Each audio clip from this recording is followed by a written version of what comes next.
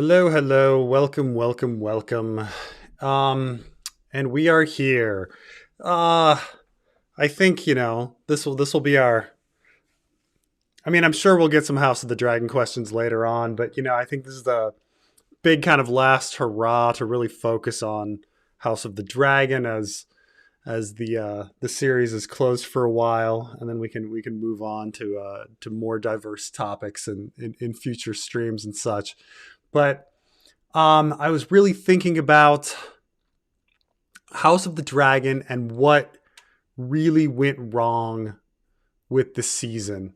And it's funny watching and listening to casuals because again, like, I understand that I'm psychotic. Most of you watching are psychotic about the source material and the show and all of this. And so it's interesting to sort of put your feet on grass and talk to casuals about it. So I did talk to some people at work, watched a few reviews online, things like that. I even watched fucking Ben Shapiro's House of the Dragon review to kind of get the what the casuals were thinking. And what's interesting is that the casuals really thought that nothing happened during the season. And really, especially in the last episode, they were most upset with nothing much happening in the episode except for Rook's rest. And in the last episode, they were expecting something, and then they felt like they got this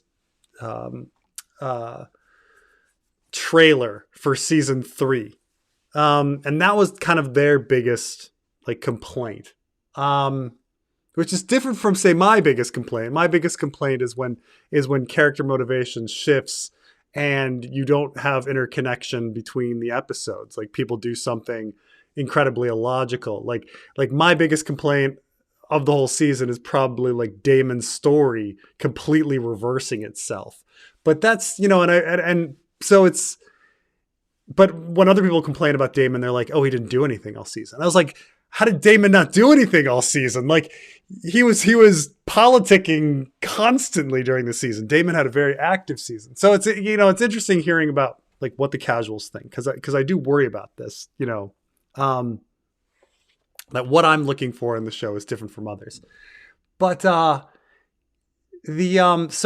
this feeling that nothing happened is an interesting thing, because obviously a lot did happen in the season. A lot of people got murdered. A lot of people, there were some big battles. There was people claiming dragons. A lot did happen during the season, but why does it feel like nothing happens? And I think I came up with the idea of, when people criticize A Feast for Crows, a lot of people say, "Oh, nothing happens in that book." And I was like, so much happens in A Feast for Crows. Nothing happens in A Dance with Dragons, but so much happens in A Feast for Crows, which is why I think a friend who was more apt said, A Feast for Crows is people you don't care about doing exciting things, and A Dance with Dragons is people you do care about doing nothing. And I think when people saw the season and they say, okay, nothing happened, it's because they're focused on the primary 3 characters, Alison, Rhaenyra, and Damon. And what those characters did was pretty light. But when you think of things that actually happened in the season, Hugh and Ulf and Adam claiming dragons, Alan confronting his dad, Corlys, Rhaenys dying, Jaehaerys getting murdered, and things like that. A lot happens, but those aren't the characters that people care about. People care about Alison, Rhaenyra, and Damon, and so if they're not doing the action, it doesn't feel like anything's happening. Sometimes I think about movies like Godfather 2, where people think Godfather 2 is like the most brilliant movie ever. But if you actually think about Godfather 2, what happens in that movie? and you're like, there's like an assassination attempt at the beginning. I think there's something Congress, something Cuba, something, and then at the end, you know, Fredo gets killed, right? Like, really, when you think of content, like, not much happens in Godfather 2, but when you're talking about drama and pacing and acting and things like that, you know, that can go a long way to make, and when things do happen, it's the characters that people care about. It's Michael and Fredo, you know, like, so I think a lot was that the things that were happening were not happening to the right characters. And that was a big issue. When people say, "Oh, nothing really happened." Now, I've also done, you know, among a lot of fans, what went wrong, and there seems to be a lot of focus specifically on Sarah Hesss. As Sarah Hesss wrote the final episode, and some people really think that somehow she's ruined the whole show or something. And I want to say that, and you know, they'll point to like previous work that Sarah Hesss has done. So Sarah Hesss previously worked on Orange is the New Black, and she worked on House. And when I talk to people about Orange is the New Black and House, my wife actually was a huge House fan. She's seen every episode. She was huge into the series.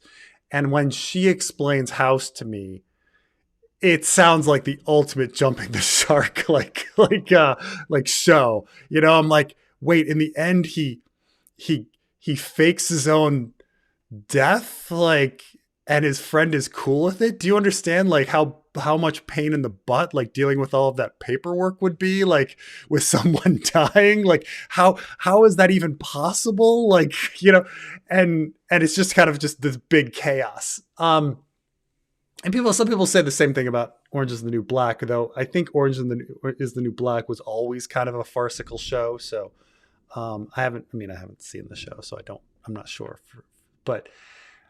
And so there's some focus on, were these farcical aspects like Sarah Hess's fault? And I would say that probably not. Like, one, I want to point out that the best episode of the series, seasons 1 and 2, is probably episode 2, which Sarah Hess has the writing credit on that.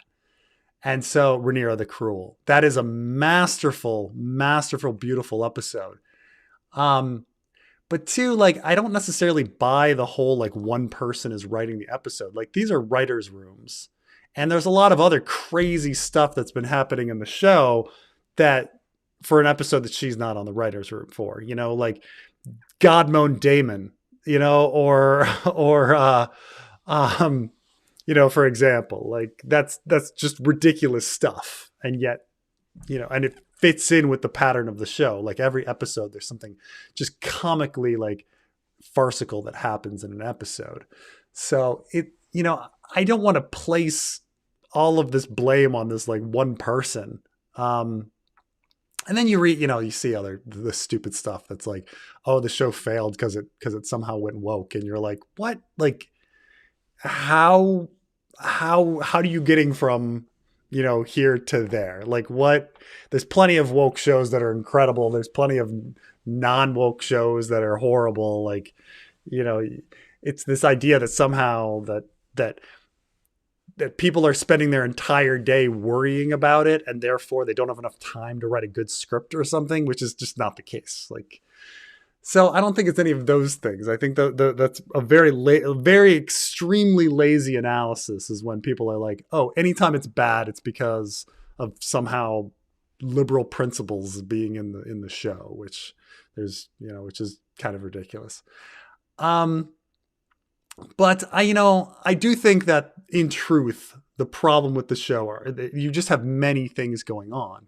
I think fundamentally the source material from George is flawed, where the main characters that were established in the Rogue Prince, Damon, Alison, and Rhaenyra, are not the main characters and are not major players at the beginning of the war. I mean, Damon somewhat, because he goes to the Riverlands and does Stonehenge and Burning Mill, but other characters play a much larger role.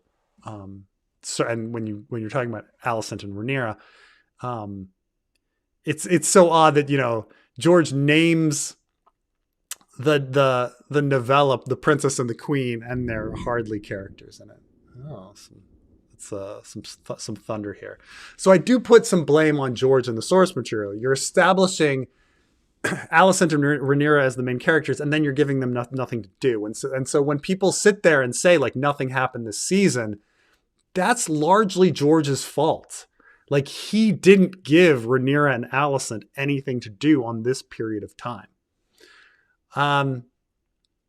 Now, how I would have handled all of House of the Dragon is different. I would have established other characters. I would have established more of a northern plot with the Starks. I would have established an Essos plot. I would have established an Old Town plot or something like that, had it been more ensemble. But that sort of thing. So in the end, I think, there are these, like, the things I don't like that happened this season, I fully blame the writers, like not connecting episode to episode. I'm sure HBO shutting down and shortening the season kind of, decreased the quality specifically probably of episode 8, but did it really decrease the quality of the whole season? Probably not. So, I mean, you've got, some writer problems, you have George problem, you have HBO meddling, all sorts of little things. There's many, many things that have gone on that probably led to, the season kind of, in my opinion, really failing. There are definitely some scenes that are beautiful. The acting is still great. The direction is incredible. Like, man, every director they got just did beautiful, beautiful job. Who directed most of this season? It was mostly, let's see, Greta Vasan Patel, Lonnie Peristier, Andrej Perek, Claire Kilner, Alan Taylor. Man, it's a lot of different people, but Claire Kilner. Yeah. So, but yeah, I mean, you're just getting, I just wish they plan things better transitioning from episode to episode would be my biggest complaint about things. That you're just not, the characters are turning on the dime and doing things that seem illogical because they're not kind of connected. But, really? Matt Smith and Olivia Cook are dating? I thought Matt Smith was married. What?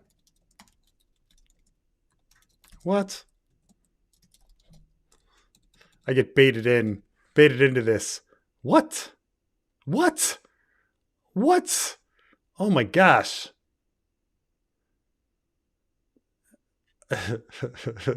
Well, it's all of these are like might be dating.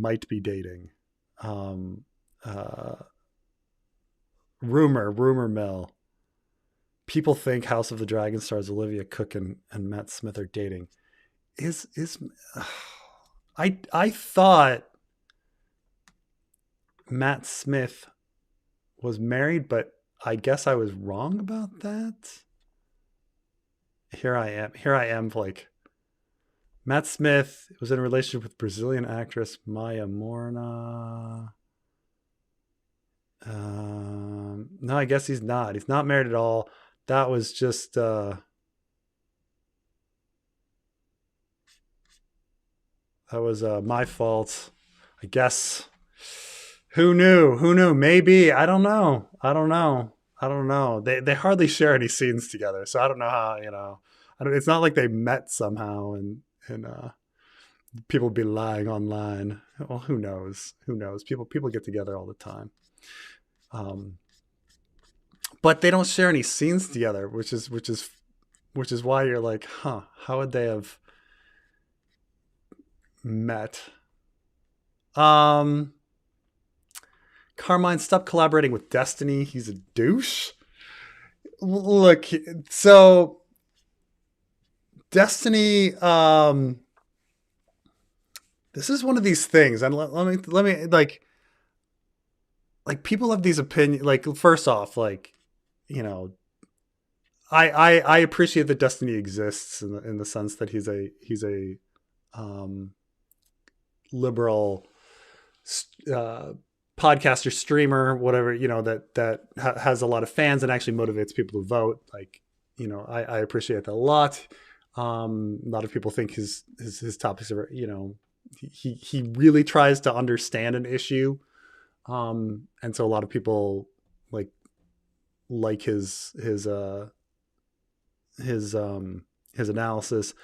On a personal level, is he a douche? Well, the problem is that like everybody's a nice guy and a douche to like different people and can come off that way. You know, like the one thing I will say about Destiny is that like as big as he is, he'll talk to anybody and like they're welcome. They're welcome on his stream and he'll just like talk to anybody. He allows everyone access, which is, you know, kind of interesting, right? And so like this is why like Carmine's able to like go on and talk, you know? And you know, so he allows everybody access, which is a pretty nice thing. So there's that. But anyway, Carmine's probably not going to listen to you. He likes chatting, getting on Destiny's stream and chatting, because he also ends up, see, the thing is Carmine also Carmine's very social, so he meets other people as well who are also like on the stream talking. Now that the show has ruined Damon's character, I call for the book Damon has done nothing wrong video. Also the continuous of overanalyzing hot tea. Yeah, all that'll be gotten to. I still have that started video about Damon the hero, which is quite, you know, it's weird is that Ryan Condal mentions that line from the Rogue Prince often, that he has equal parts light and dark and all of this, which is like, I don't even think that line makes it to Fire and Blood. I think it's from the Rogue Prince. I may be wrong.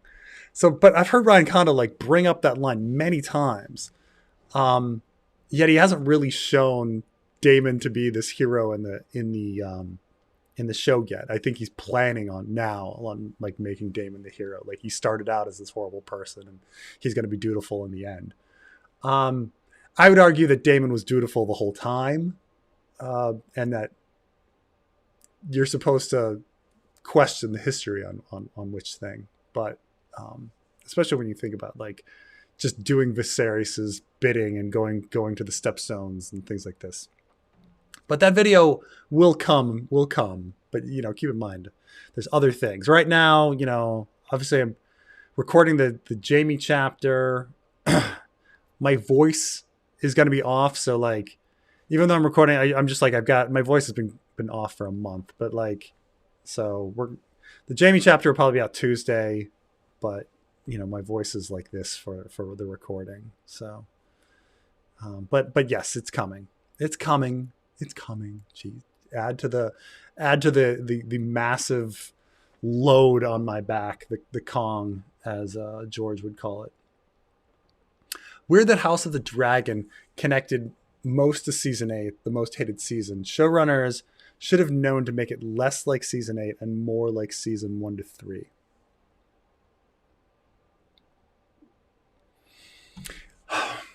I mean, I do agree with you. I'm trying to think what they were thinking. You know, like, I think when they planned things out in the beginning, they didn't think they were going to get that many seasons. I think they thought they were going to get 3 seasons. Now they think they're going to get 4. I bet maybe they're going to get 5, probably. You know how things change. And HBO has nothing. HBO has nothing in their available, like, in their wheelhouse of things to put on the air. So I think they're trying to connect with something that will bring people in. I think they're trying to say, oh, you know, people in fantasy, people in sci-fi and fantasy, they love the prophecy stuff. You know, they love that. And so they wanted everything to seem epic. And so like, what's the most epic thing? Well, you know, how do you create these high stakes rather than it just being a random war? And they're like, oh, let's make the higher stakes, because the stakes in Game of Thrones were the whole world. So we have to have the same stakes. We can't just have like a random fight, you know. Though personally, I would have involved the Maesters more. I would have done Maester conspiracy. I would have gotten more into the, you know, if you're gonna do that stuff, like, bring in Children of the Forest, like stuff like that. So, I mean, who knows? Maybe in seasons 3 and 4, Damon's going to visit the Isle of Faces and all of that. And he's going to talk to the green men or whatever. But I think they're just trying to make it epic. They're trying to make the scale larger. They're trying to make the stakes bigger. But I think they should have, been exploring more into like who the White Walkers were and things like this. Stuff that they never got to at the end of Game of Thrones. Might have made it better. But I've heard again, the Dirty Casuals.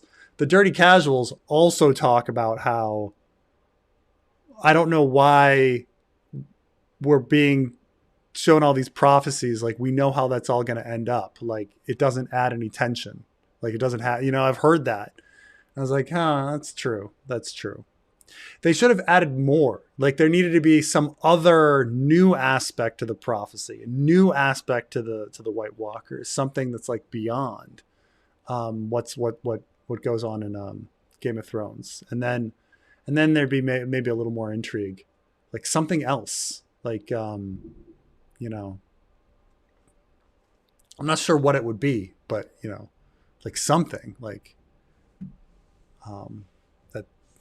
Maybe the White Walkers have some other plan, or something. I don't know, beyond being stopped in Game of Thrones season 8, like something else, that you find out about. Like, oh gosh, there's something even deeper. There's something even more complicated and deeper behind that. Maybe even get into. I mean, this is like very, very Preston's desires, but maybe even get into like the prehistorical societies, like that are hinted at in the World of Ice and Fire and things like that. Like, the deep ones or whatever, or whoever, is responsible for Naga's ribs and the sand ship and things like that. Who knows? But, get into something new. I think if the prophecies were about something new, you see the White Walkers and they're doing something mysterious that we haven't seen before in those prophecies. Like, you'd be like, wait, what's that? Wait, what are they doing? Like, it shows the White Walkers constructing something or like having some sort of ritual. And you're like, well, what is that ritual? Like, what are they constructing? What is that about? Then you might be like, then you might be more invested in what these prophecies are. But I think they should have shown something new, not just stuff we've seen before. Like, show stuff we've seen before and then sprinkle in like new stuff. Like, whoa, what is that? What is that? Like, why are those White Walkers all circled around a great giant black crystal, or whatever? For some reason, the dark crystal is in my head there, like the Skeksis. But can we expect a Euro-friendly stream anytime soon? Let me tell you that, so time-wise, probably not in the next few months through November. But, there's a chance come December in the new year that there might be some scheduling situations where I can stream during the day. I mean, keep in mind that, like, in Taiwan, I was taking a break from work, so I could stream during the day, or I stream at different times and be able to do a Euro friendly stream. Right now, I've got a full-time job, and then I've got kids, and so the weekends are for, like, during days is shot, and I can't stream during the day when I have a job. So my only time to stream is like at night when the kids are in bed, right? So like it's very, very slim window here on when I can stream. But you know, in the future, if I take another break from work, then maybe I have some more windows. But it's very, very difficult to do Euro friendly streams right now.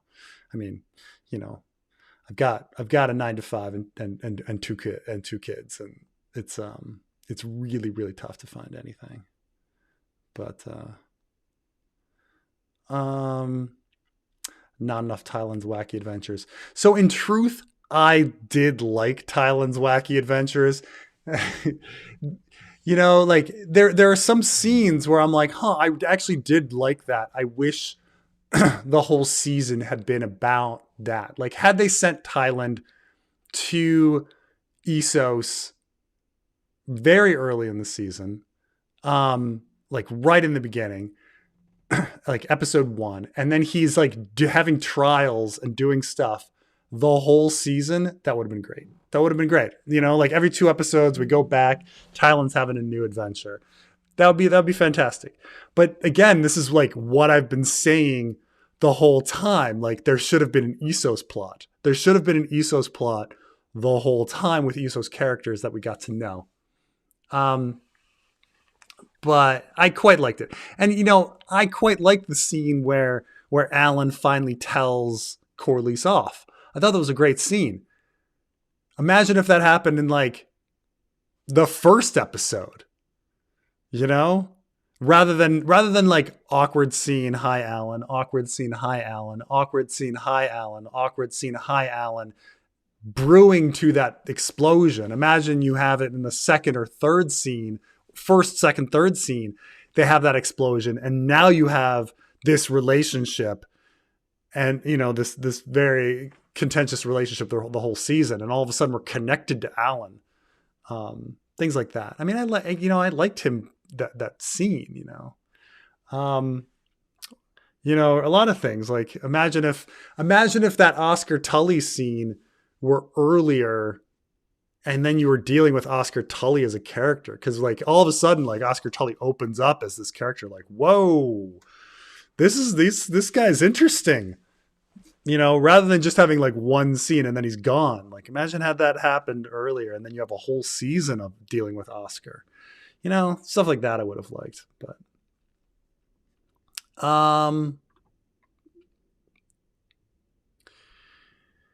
would you have liked Damon's long night vision if it came after a scene with Rhaenyra? This makes it more his decision to choose Rhaenyra, and also proves to Bloodraven is ready for the prophecy. Yeah, I mean, I think that would have worked better. The problem is you also need to shift it where... See, the problem is they've had him fuck up the whole season, right? He never got his army. Like, they were always Rhaenyra's army. Had they... had the scene with Oscar Tully and then they went into battle against somebody and Damon proved to be incredibly heroic and ends up saving the armies. Like the armies are, you know, they're looking like they're all going to die. And then like Damon does something incredibly heroic, saves everybody. And then they're like all Damon's men. Like that would have made more sense. Like Damon needed to do something to win everybody over. And he never did anything to win everybody over. Had he done something to win everybody over, then you come to that tense scene of like, oh, is he going to kneel for Rhaenyra or is he going to do it for himself? And then he kneels. And then Alison says, you've proven yourself worthy or something. And then he gets the vision. You know, that order would have worked better. But instead, it's like he never got that army. Then it's just given to him, and then he gets that vision, taking away the decision for Rhaenyra. I think, yeah. I mean, I don't even know if you needed more episodes, but you needed to push things a little earlier. I mean, I suppose all you needed to do is like, you know, have a few scenes, like remove a few of the in Damon's head scenes from Alice, like, right, push that back, you know, have him get Oscar Tully, but then have him have a battle of some sort and win everybody over. Then they can be Damon's men, you know. That would have worked better. But he needed to win them over, and he never won them over.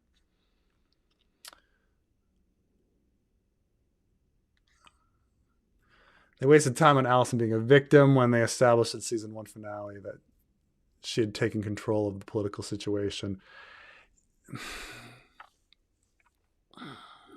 I mean, you are right that, like, episode 9 is this coming out of Alison. Like, she's proven herself like savvy, and she beat her father.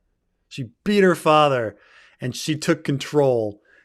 And then it's immediately taken from her, right? Like, in the very next, you know. So, I mean, Alison certainly saw herself as the victim. I don't know how many viewers ever saw her as the victim. But part of it's the source material. Like, what are you doing with Alison? I guess I just would have kept her. If I were to do this season, I would have kept her on the small council the whole time. She's the one calling the shots, you know? She's the one sending people to Rook's Rest and whatever. Instead of Aemond. They made Aemond call the shots. But if you want the show to be about Alison, give all the responsibilities to Alison. Right? It's the same with like Rhaenyra. Like, they should have given more of the decisions to Rhaenyra. Like, have the sewing of the dragon scenes be all Rhaenyra's idea. Then, you know, give her more to do. Stuff like that. So it's yeah.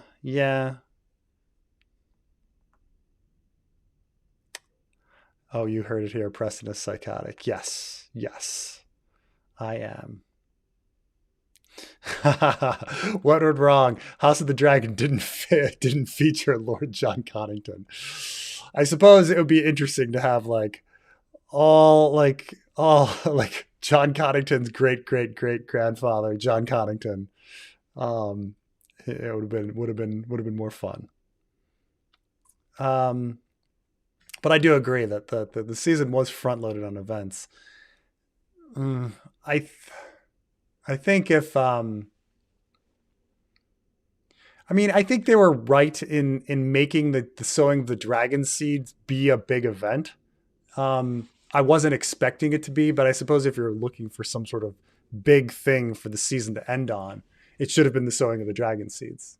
I would have ended it on the gullet personally, but you know, if you're gonna end it somewhere, have it be on the dragon seeds, and you know, have the dragon seeds thing be a full day. But the problem is there was money constraints. It's at night, a few dragons, you don't really know what's going on. There's fire, you know. But if I were gonna do this, how I imagined the sowing of the dragon seeds was more like, hey, it's a big contest and everyone's just like, I'm going to try. And all these people are showing up to the island and it's this big fun. I'm going to give a shot at that. Give it a shot on that dragon. I'm going to give it a shot on that dragon. Oh, blah, blah, blah got burned. I would have had it be the whole episode. You know, people seeking out those dragons, but that's a lot of money, I suppose. I was not against Allison's arc, but it happened too early in my taste. Yeah, this is Allison losing power kind of idea that she loses power too quickly. She kind of does. You're right. Had it just been like a slow burn after failure after failure, leading to her getting pushed out by Aemond over time. But you could have given a lot of things to Alison. A lot more argument. her being against the Cardell twins, But then, it make it her idea for Rook's Rest. I don't know, but they somehow want Allison to be relatable. They want her to be good. Like, oh, I'm against war. I'm against war this entire time. And Rhaenyra too. We're all just against war. Things happened, but contradictory. Damon. Yeah. I completely disagree that like nothing happened with Damon. A lot happened with Damon. Damon probably had the most happen to him. I mean, considering that like we got into his head, we saw him have hallucinations about Rhaenyra and his mom and Viserys, and they were all interesting. Some were good. Some people really liked the Viserys scene. He dealt with the Brackens and the Blackwoods and Oscar Tully, and he had Kermit, not Kermit, but he had Grover Tully murdered, and he got an army and then bent the knee. Like there was a lot going on. So, but House was great. Ultimate binge show. I mean, my wife really liked it, but she does admit that like that the ending was a bit much to take.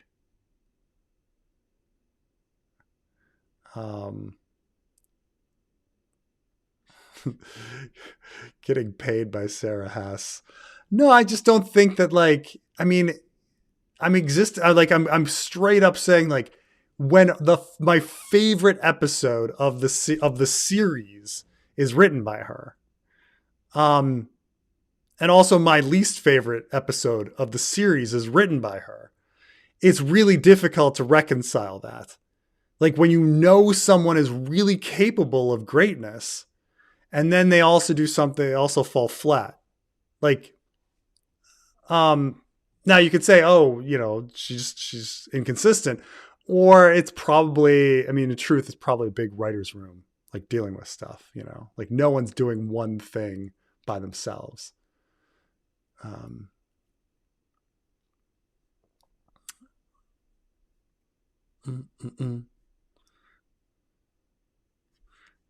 Did Preston care about Princess Diana? I don't really, no, I don't think I don't care about royalty. I did once, years ago when I was living in Egypt, I was dating this British girl, and we went to they had the Queens Jubilee, like these Brits have these like Queens Jubilee thing, like celebrating like how many years the queen is reigning and stuff like this, and they'll have like balls every year, okay, around the world. But yeah, and they'll call them like Queen's Jubilee.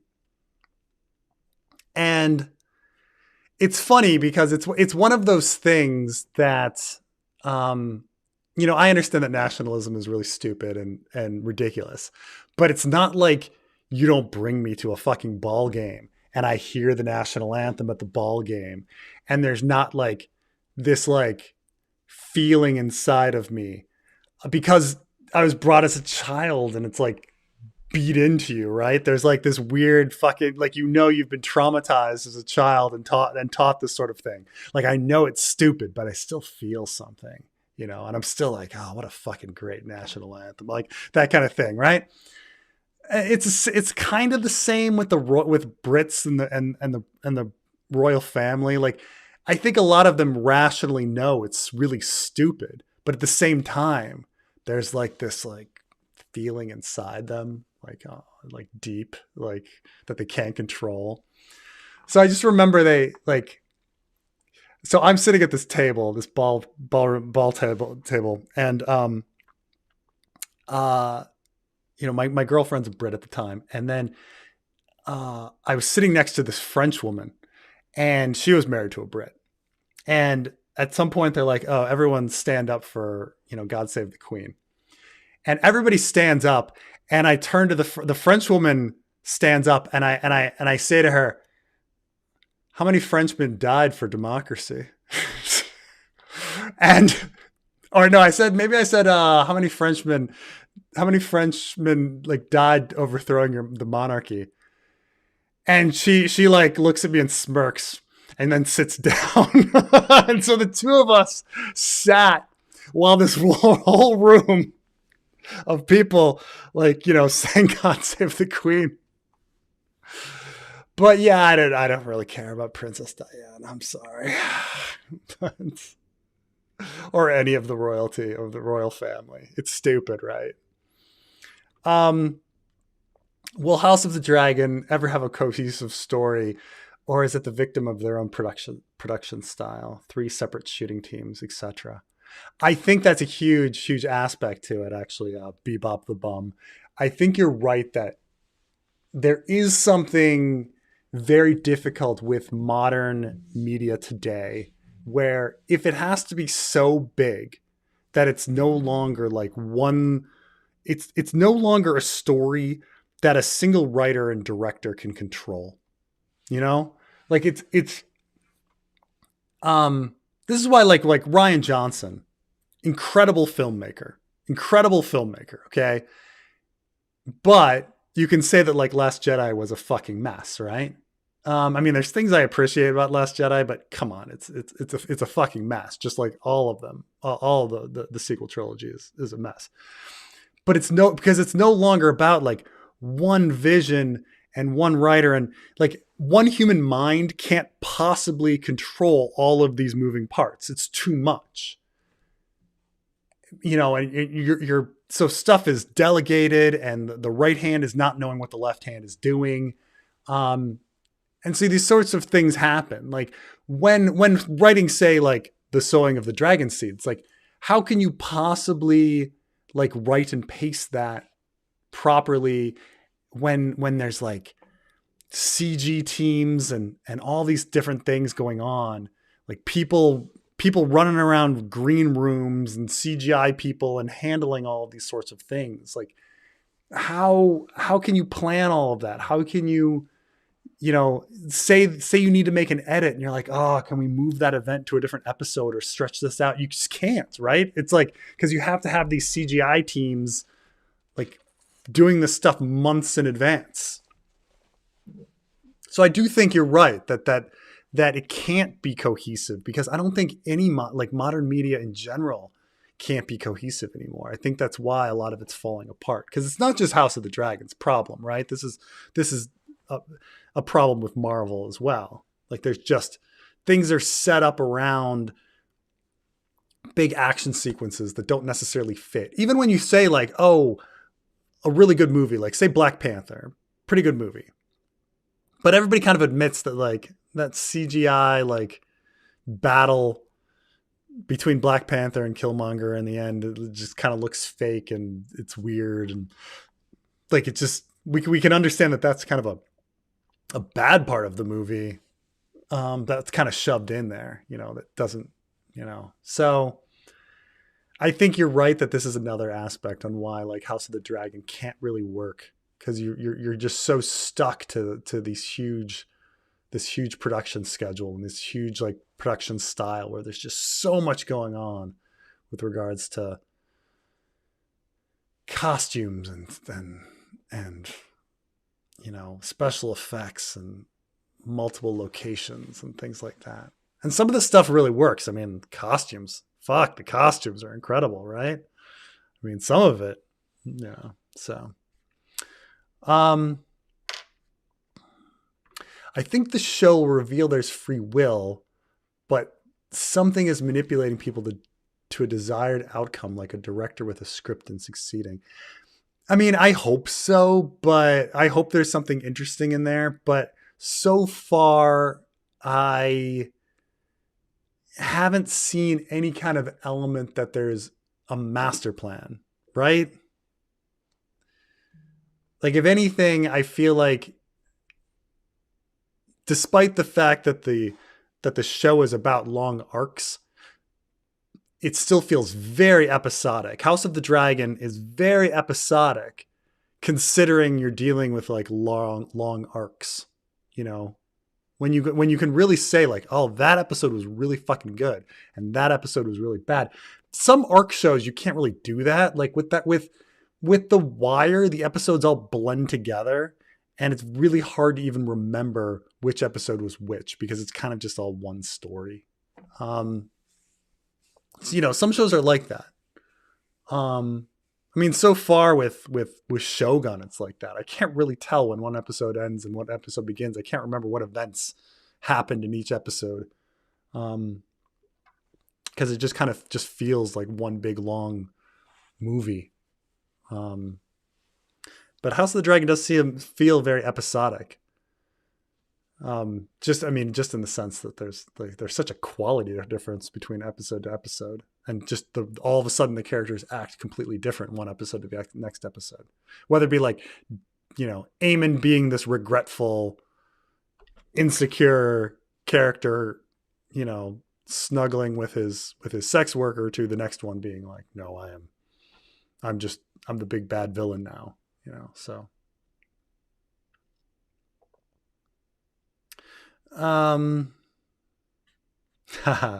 So who is to blame then, Preston? This is the thing, is like, there's no one to blame. No one to blame. We're all to blame. Aren't we all to blame?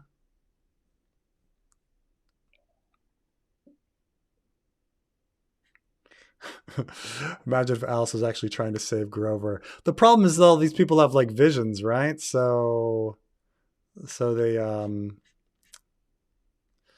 oh, Preston, analyzing Dunk and Egg when? I mean, if I switched to overanalyzing Dunk and Egg, I would have to end overanalyzing House of the Dragon. There's no way I can get both. Can be doing both. I mean, even overanalyzing House of the Dragon, like I wasn't quite working at a fast enough pace. I did 30 parts, 31 parts, and I didn't even make it to the end of season 1. I was almost there. I was like 2 or 3 more parts to finishing, to like catching up. But yeah, it's too bad. Too bad. Maybe I'll do a poll on that. How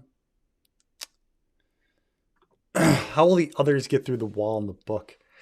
I think that, it's a weird thing, right? I was fully convinced that it was going to be something like Gorn's Way in the book.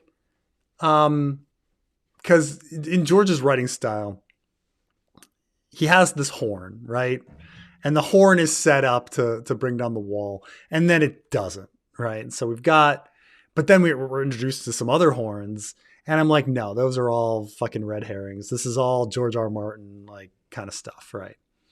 But he introduced like Gorn's Way as the way. So for a while I was like, it could be Gorn's Way. The thing is that there's other ways around. They can just walk around Eastwatch. They can go through the Bridge of Skulls. Like, they don't even need to bring down the wall. They can just use the methods that actually exist, like right there. And then but the show did make me wonder, because I'm like, that's a pretty bold, like a white dragon, like an undead dragon. It's a creative enough thing where I'm like, that feels like that's not D&D. Like, it feels like George himself probably had his fingers in that idea. And there's a few of these things, like people hate the ending of Game of Thrones and the whole, like, it's all a story thing. But at the same time, that totally feels like George to me, like Sam's speech and you can't beat a story and all of this kind of stuff. Like, I mean, that is the end of the Armageddon rag, like that's the end of the Armageddon rag is the whole, like, oh, their song goes on and on. Like, they live forever in their songs. Oh, well, Game of Thrones ends like with, as long as you have a good story, it lives on. And that who's got the best story? Like, that's the most important thing. Stories fight death. Like, that's, He fucking ended a book already that way. It feels like George. So the white dragon does feel like George to me. And so could he bring down the, was it George's idea that the wall gets brought down through a white dragon? Yeah, it could be. Could be. I think that might have been its plan. Even though forever I was like, Gorn's way, motherfucker. But I mean, that's the thing is like, is it going to be the horn? Is it going to be Gorn's way? Is it going to be just walking around the wall? Or is it going to be the white dragon? I think maybe George's original plan was the white dragon. I think maybe in the end, because all the other plot points, like all these major plot points do feel like George's, or at least we're specifically told that they're George's, even when they don't feel like George's. Like the burning of Shireen doesn't necessarily feel like George, but we're told it's George. Okay, that's a major plot point. And D&D did seem to be like running to plot point to plot point. Let's do R plus L equals J. Does it have any relevance to the plot? No, but we're doing the plot point. And so it kind of feels like that was George's original plan. Yeah.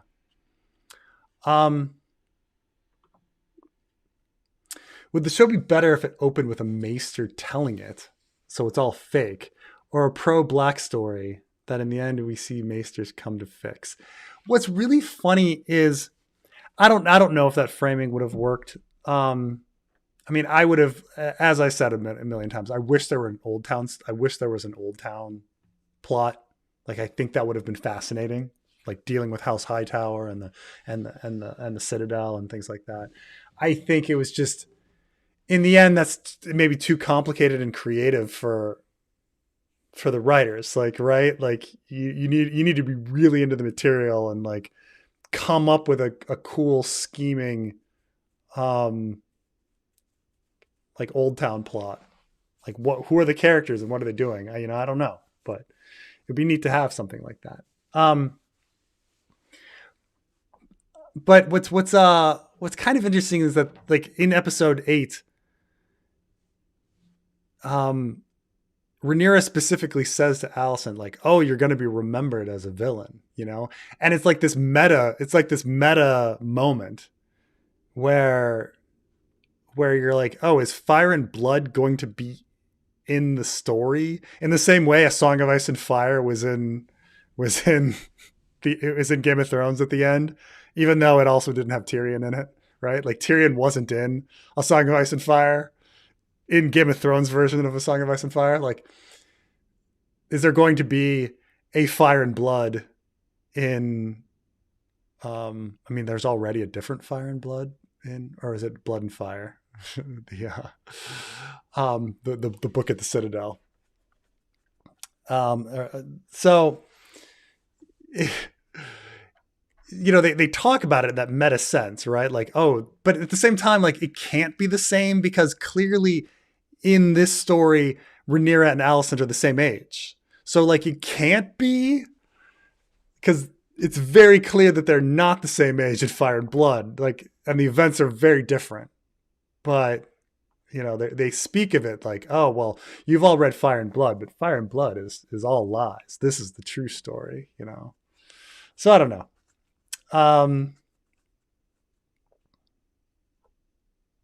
This season was great. People are forgetting how bad the final season of Game of Thrones was. I mean, I think that I don't know. I mean, I think they're both. I mean, I will grant that there's no episode in season 8 of Game of Thrones where I was like, that's a really fucking fantastic episode. And I can say that about episode 2 of this season. Episode 2 and 4 are pretty good episodes, Alison and Damon's sex theory confirmed. They retconned, right? Retcon, like, so in the original Rogue Prince, there's a rumor that Damon had sex with Alison, and then George retcons that when he writes Fire and Blood and changes it to a rumor that Alison had sex with Jaehaerys. Dr. Phil also gives everyone access,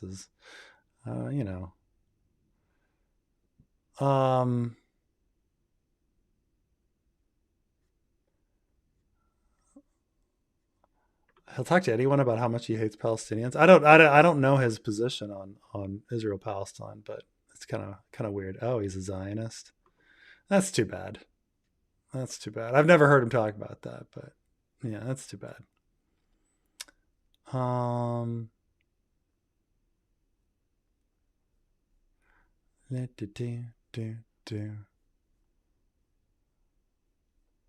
okay. Will you be watching the DNC? Excited for Bill Clinton? I don't know if I'll be watching. I mean, it's maybe I'll see highlights, but like I don't watch live TV. I don't know. I'm sure no one on this stream watches live TV. Like it's very very kind of boomer thing, right? Um, so maybe I'll see some highlights or something. I'd like to see a little some highlights of Biden's speech or Kamala's speech and things like that. So hopefully it'll be fun. But people the keep in mind that like back in the day before the internet, um, for a week, like humanity was kind of a captive audience to the conventions, right? Like your regular scheduled programming, was gone. You're not seeing Cheers this week. You're not seeing Cosby Show because the conventions are on. And so you watch those conventions. So I remember like as a child watching like the Dukakis, like the Democratic National Convention with Dukakis. And I remember watching the convention with HW and all sorts of things like as a child, because there was nothing else on TV. And so people did get these huge bounces. There were these huge bounces of the conventions, but I don't know if that world exists anymore. Like I know Trump didn't receive any convention bounce. I don't expect Kamala to have a huge convention bounce if one. I just don't know if people watch conventions anymore, but maybe, it'd be nice to see some clips, to see how people, who's got a good speech. Bill Clinton, I mean, I haven't seen him speak in a while. He was, in his heyday, he was a really fucking good speaker,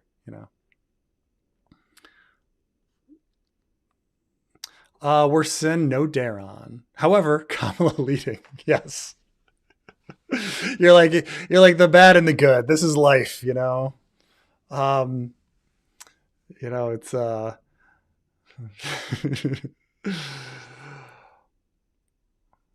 the yeah, life always, I always kind of have I know it's like completely irrational, but I have those things as well when like a whole bunch of good things are going for me. I'm always like, oh man, what's going to happen to balance it out, as if like somehow karma is a thing, but yeah, you're like life kind of all balances out or something. um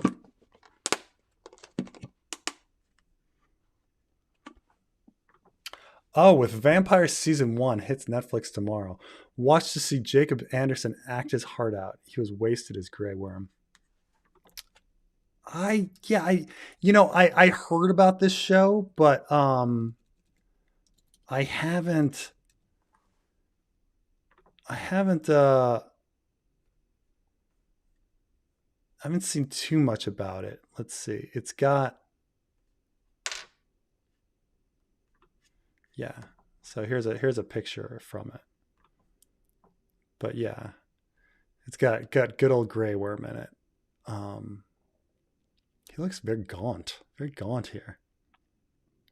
But it'll be very interesting to see him in a role where he actually gets to use emotions and things like that. Like I bet I did see him once in an interview. For some reason I was on Game Grumps. I saw Game Grumps and they had him on. And it was also very weird and jarring when you're like, oh, what, right? He's a human being with emotions and personality, not Grey Worm, and you forget, because some people act like they're fucking characters now. Like you see interviews with Jack Nicholson and he fucking acts like Jack Nicholson, which is kind of weird.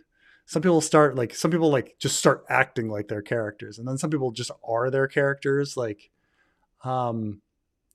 Like I'm trying to think of I don't know if Ryan Reynolds in real life. I mean, I guess Ryan Reynolds pulls this fucking Ryan Reynolds like thing constant. His two guys, a girl, and a pizza place like character that he now has made his fortune on. Um, but some people are their characters and some people aren't. Like Jeff Goldblum is kind of Jeff Goldblum. So he's kind of fun. Well, other people are just not that at all. They're completely different. So it should be pretty fun to see that. Um,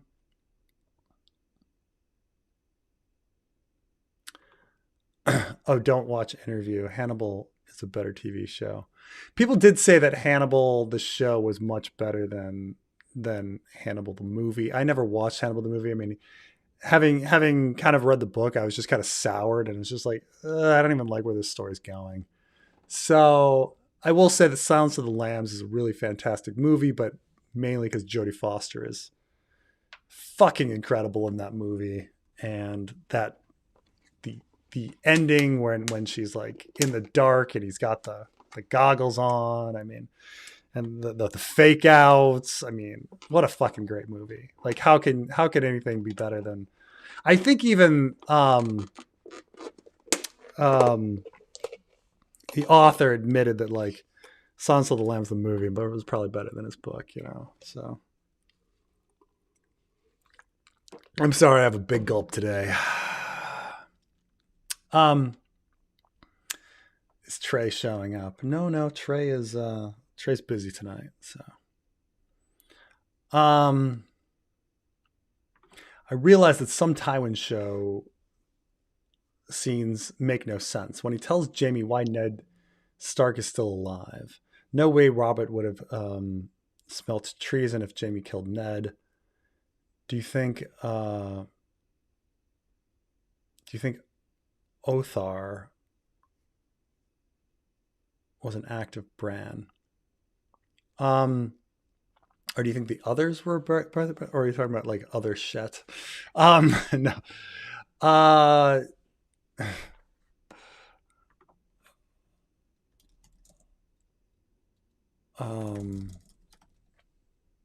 Othor, the white at the beginning. Yes, I think Othor and Jasper Flowers. I think they were definitely an act of. I mean, it's either time traveling Bran or it's fucking Bloodraven, right? I mean, they find the direwolf is the one that leads them to them, and they're like in a werewood ring, and they bring it in, and then like Jon loses time, and then the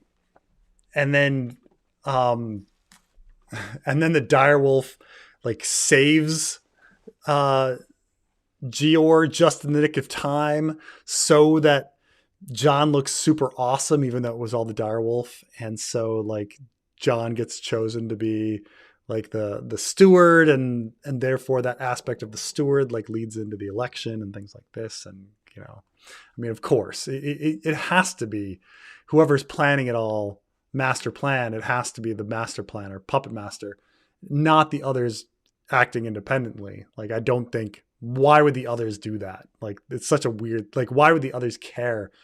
Like, if G.R. Mormont is killed, like, the others would not. The others would not be sitting around calculating, being like, you know what we should do? Try to kill G.R. Mormont. I've got a plan. Like, fucking, that'd be stupid, right? Like, so it's clearly not the others themselves. Like, I think, but so it has to be someone else that can animate whites. So is it Bloodraven? Is it time traveling Bran? But it's got to be it's got to be a huge puppet master. It all leads to Jon's like situation. So I would say it's time traveling Bran. But yeah, I mean, I it's been so long. I guess it's got like time to go back and see some of these extra scenes.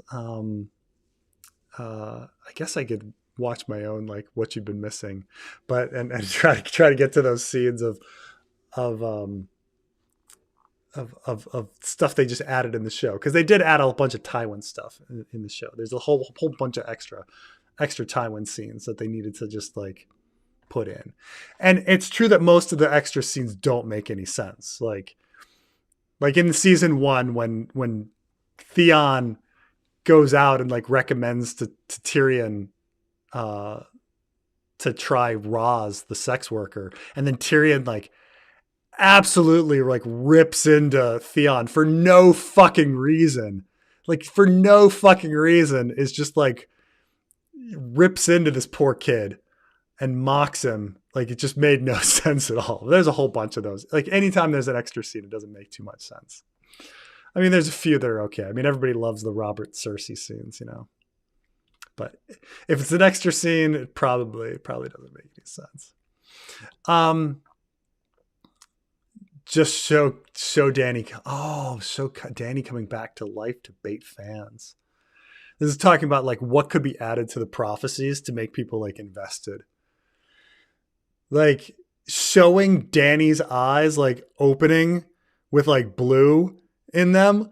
Oh my God, people would be like, what? What?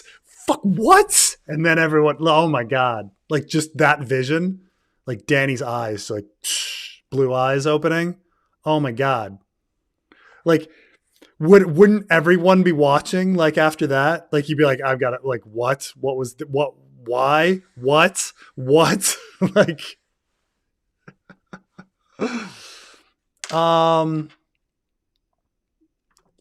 House of the Dragon barely has any boobs and sex scenes. It's almost puritanical compared to Game of Thrones.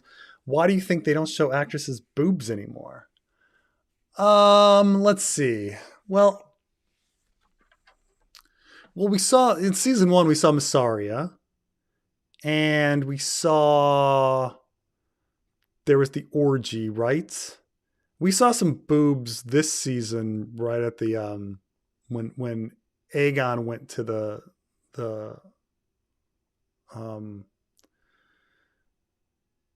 establishment. We saw some. We saw Aemon's dick.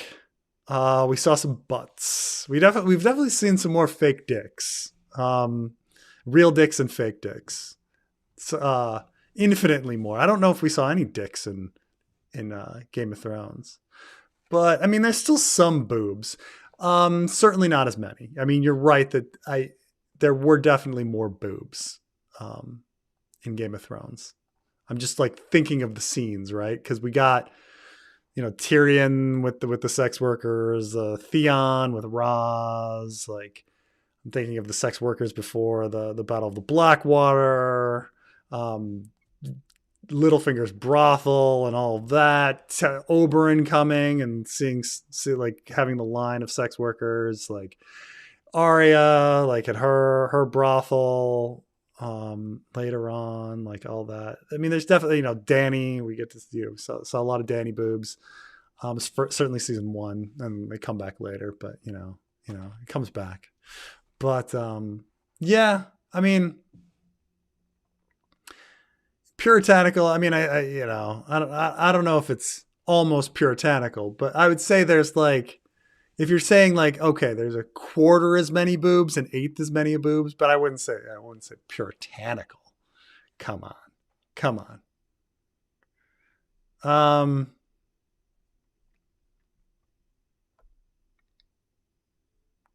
Mm-mm.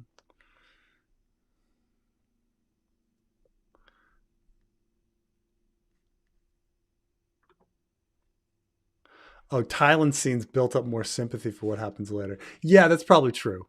Yeah.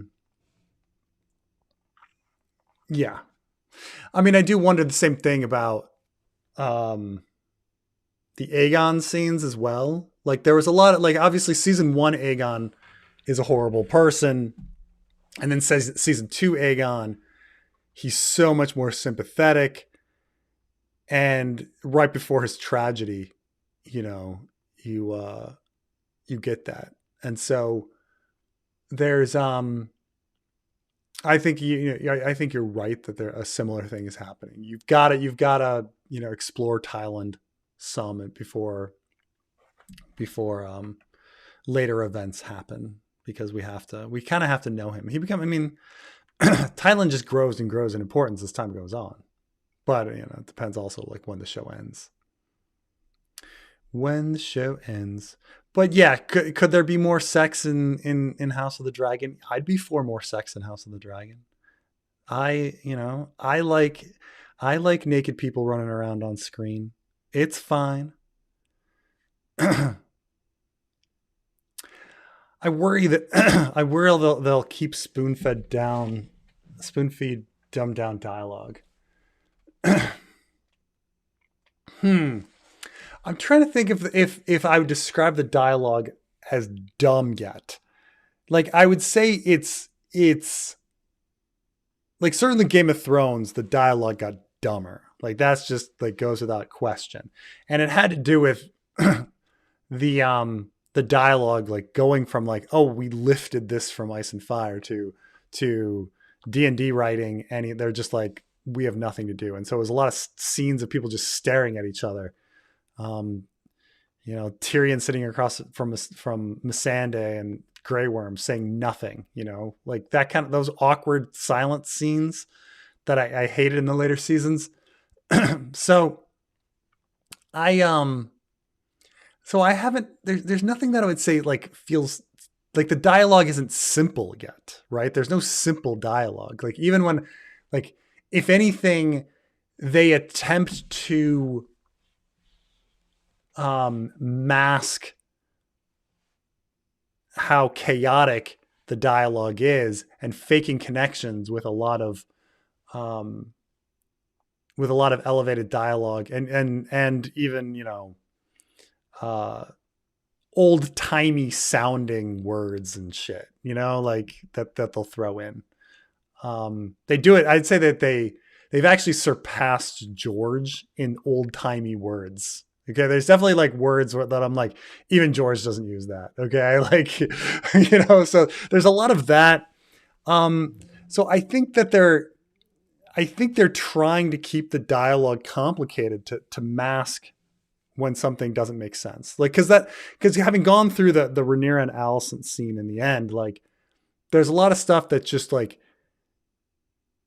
that doesn't make any sense, like how they're organizing the dialogue. Like, there was a scene where there's a moment where Alison mentions that she has a lover, and Rhaenyra says like, oh, what a hypocrite you are, more or less. I'm paraphrasing that you have a lover, when you were the fucking whatever, paragon of virtue. And, or I think she maybe uses the banner of virtue or something. And Alison responds where she's like, and I clung to it, and I think it was because I resented you, and da da da da da. And it's like, it's not really addressing what Rhaenyra is saying to her. Like, you're a fucking hypocrite. You're not this holy, or you're not this holy person. But like, and Alison goes on this like long tangent, and I like looking at the dialogue, I was like, she's not, that's a weird way to shift it. Like Rhaenyra is saying like, you're a fucking hypocrite, and Alison saying like, and I clung to that banner, and da da da da, and I resented you, and like, and her tone was a little weird. So I'm like, are you agreeing with her, or are you excusing yourself? I couldn't quite get it. It was a little confusing. And I think that's purposely done, like it's purposely done that they're trying to mask stuff with the dialogue. So I'm not sure if it's necessarily like dumbed down is not necessarily the word I would use, but I agree that like, there's something off about the dialogue. Like, I think it's dumb in the sense that, I mean, it is dumb in the sense that it's gibberish, and like, there's not necessarily a connection and flow from like one line to the next.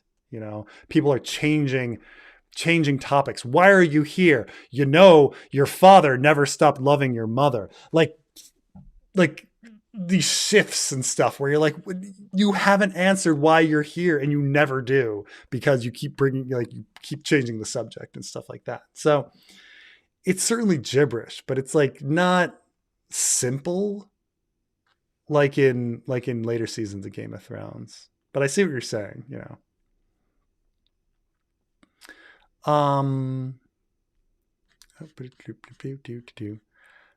This is for Carmine.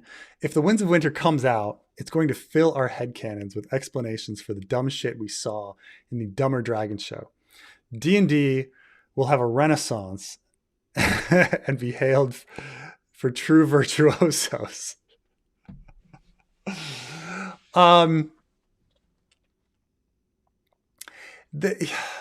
Could go either way.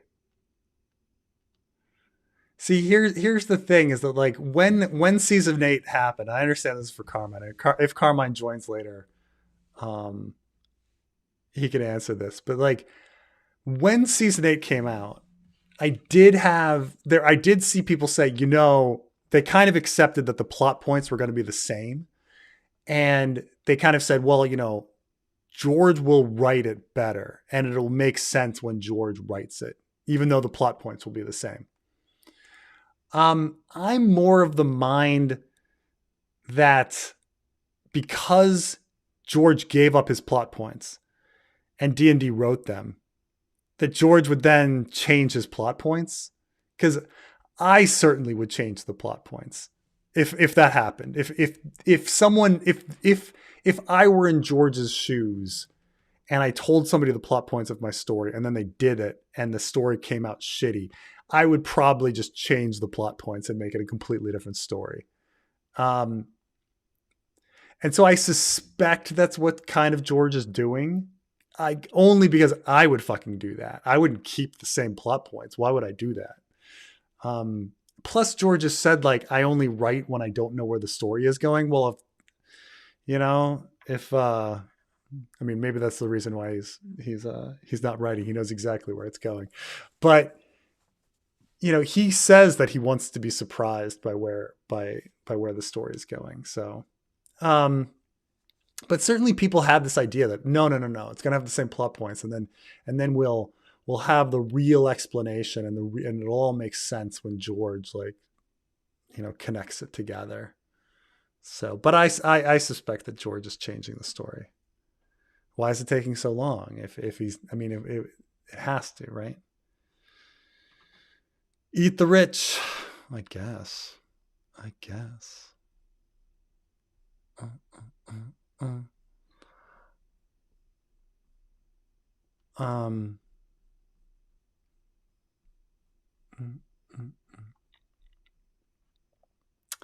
Overanalyzing House of the Dragon season 2 will be much easier to catch up since season 1 covered so much book, and season 2 like 10 pages, including illustrations. I wish that were the case. Okay, so here, I'll show you, because I've gone through this. Like, this is a problem. Here we go. I wish. I'm gonna show you my problem here. Okay.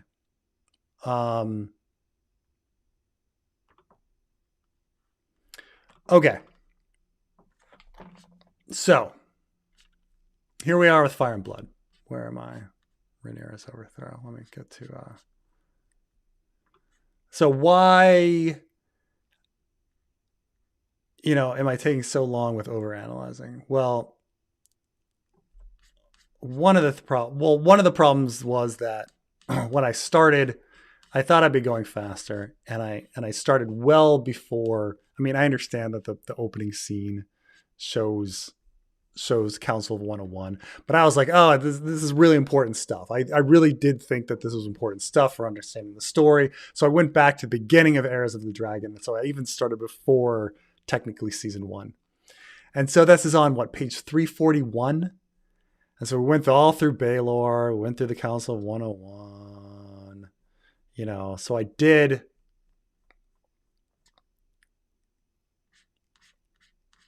some, like, an extra, I guess it wasn't that many pages, but I did an extra, like, 13 pages before you even start like the Rogue Prince material. So, that's like 4 or 5 installments, right? I think each of my installments is like covers somewhere between like 2 and 4 pages. It's not very long, right? Like, and so then Rogue Prince goes essentially until it's all Rogue Prince. All Rogue Prince makes it to, I think it's around, here we go, 391. So what was that starting on? 340? 390. I went from 341 to 391. So I did 50 pages to cover, and then thing is, even season 1 goes beyond Rogue Prince, because season 1 goes into the Green Council, and then oh my god, let's get to, so it goes into the Green Council, and then it goes into finding Aegon asleep, and then it gets into the coronation. We're up to page 405, and then we do switch to some material, because they switch to Damon and the Riverlands, and then they go back to the fight over Storm's End, but still, I have, here we go. See, we're on like 424, and we're still dealing with like season 1, right? So 427 is 427 minus a few pages there for like Damon and the Riverlands. That's another 38 pages, 37 pages just to get to the end of season 1, right? And then season 2, let's get all the way to Rook's Rest. What this starts on, 428. So we got to get to past Rook's Rest. Here's Rook's Rest, 428. And then we get to the sowing of the dragon seeds. Here we go. Alan of Hull. Here's the dragon seeds, nettles. Brother of Prince Ceres Lysine Admiral. Oh, all right, I stand corrected. Man. I really stand corrected. I'm sorry. You're right that like season 2 does not cover that much. Sowing of the dragon seeds, and then you're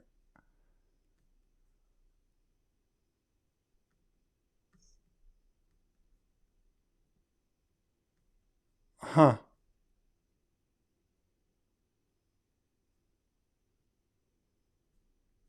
then we're back. Then we're till the fall of King's Landing. What's so funny is I actually have to cover more material to get to the end. Like right now, in like where I am in overanalyzing, I am essentially halfway through episode 9 of House of the Dragon. But to get to the end of the season, I actually have to cover more pages than season 2 covers. That's fucking crazy. It's about this. All right, that makes me feel. It makes me feel a little better. It makes me feel a little better about getting back into House of the overanalyzing House of the Dragon. I mean, thank you. I stand corrected there. I thought it was a fuckload, or it was gonna be a fuckload, but because they ended the season before any of it, I think I'm sorry. I thought I thought like things were gonna end with the gullet or the taking of King's Landing. So I was like, oh my God, it's just gonna be so many pages.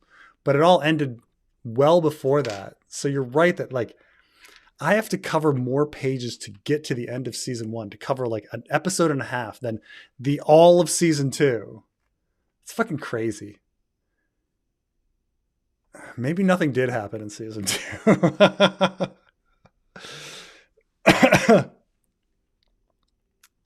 We can just do what you're missing for Dunkin' Egg. I mean, Dunkin' Egg. I have to check the number of pages on Dunkin' Egg, but it's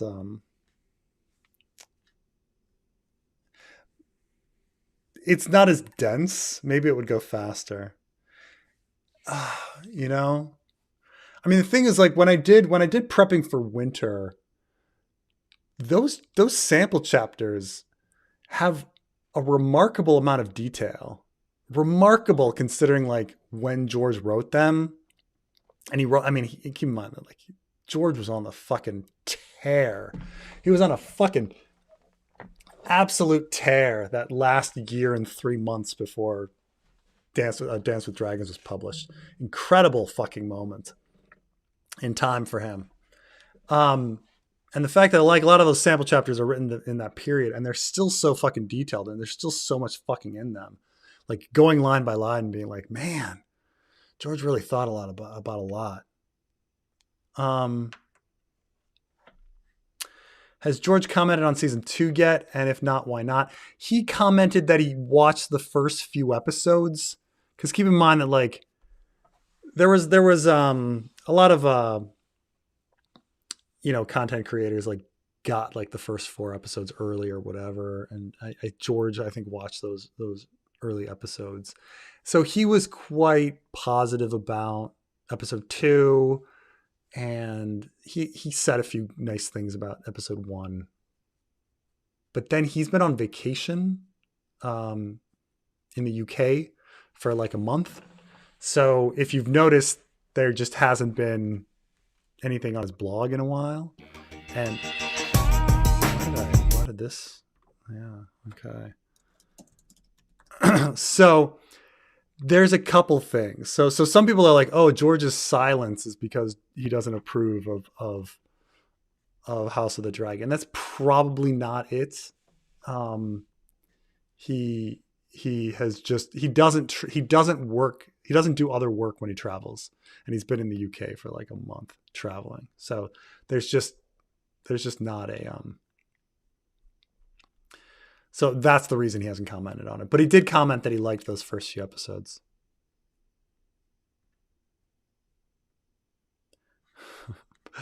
Preston watched the moon landing live. Ugh, if only.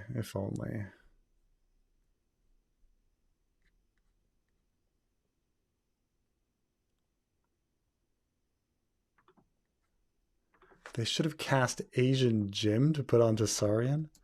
Who is Asian Jim? Oh, The Office. Randall Park. Oh, okay.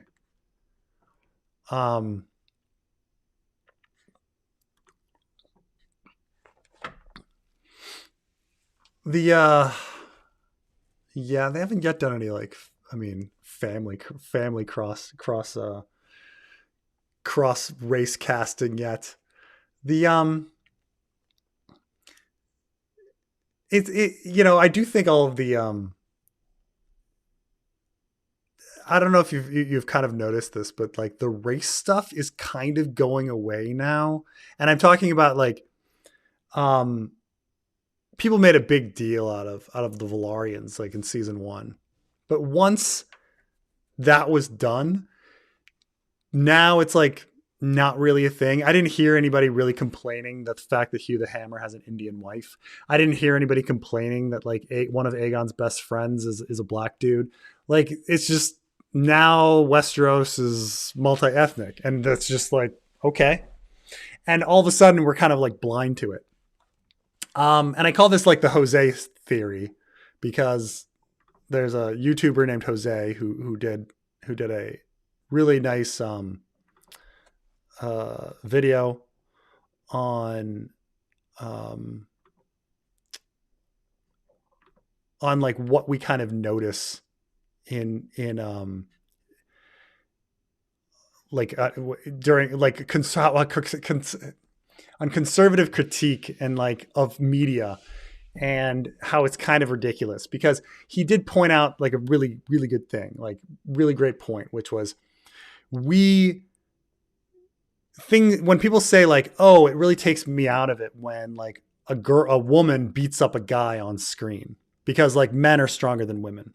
And you're like, okay, well, yes, that's true. In real life, like men on average are stronger than women. It's a little unusual on screen to see a woman beat up a man.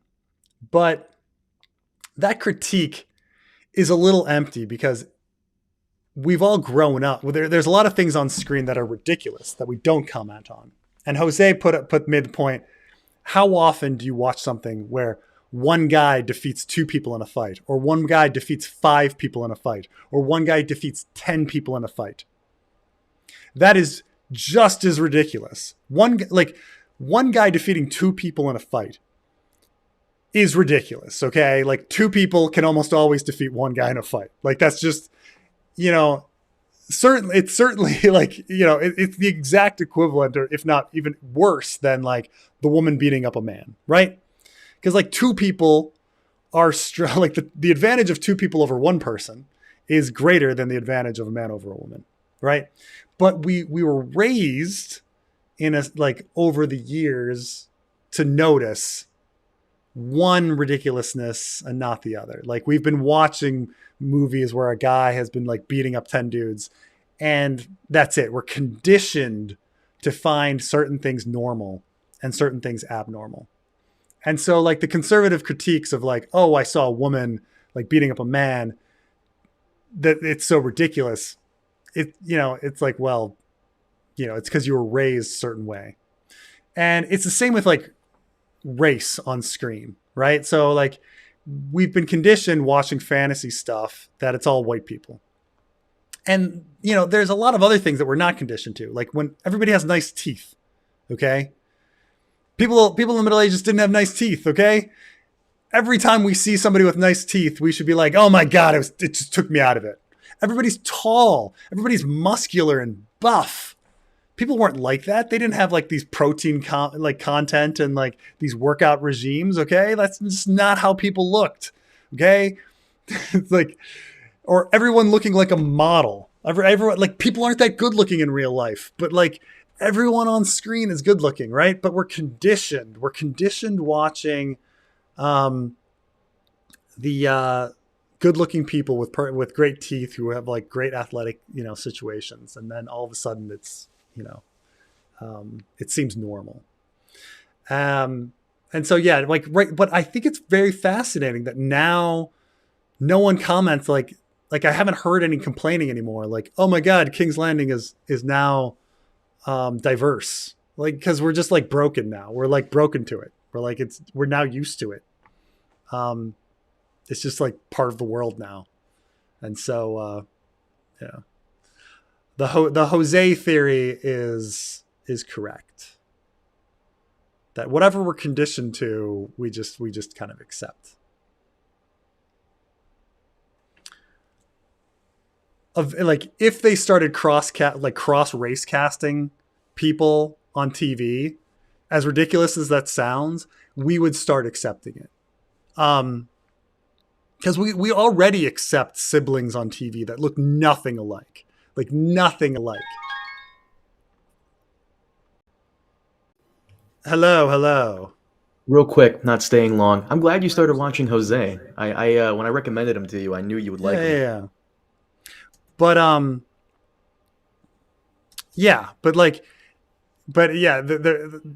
he brought out like the ridiculousness of what if Daron were like cast Asian, but at the same time, like in real life,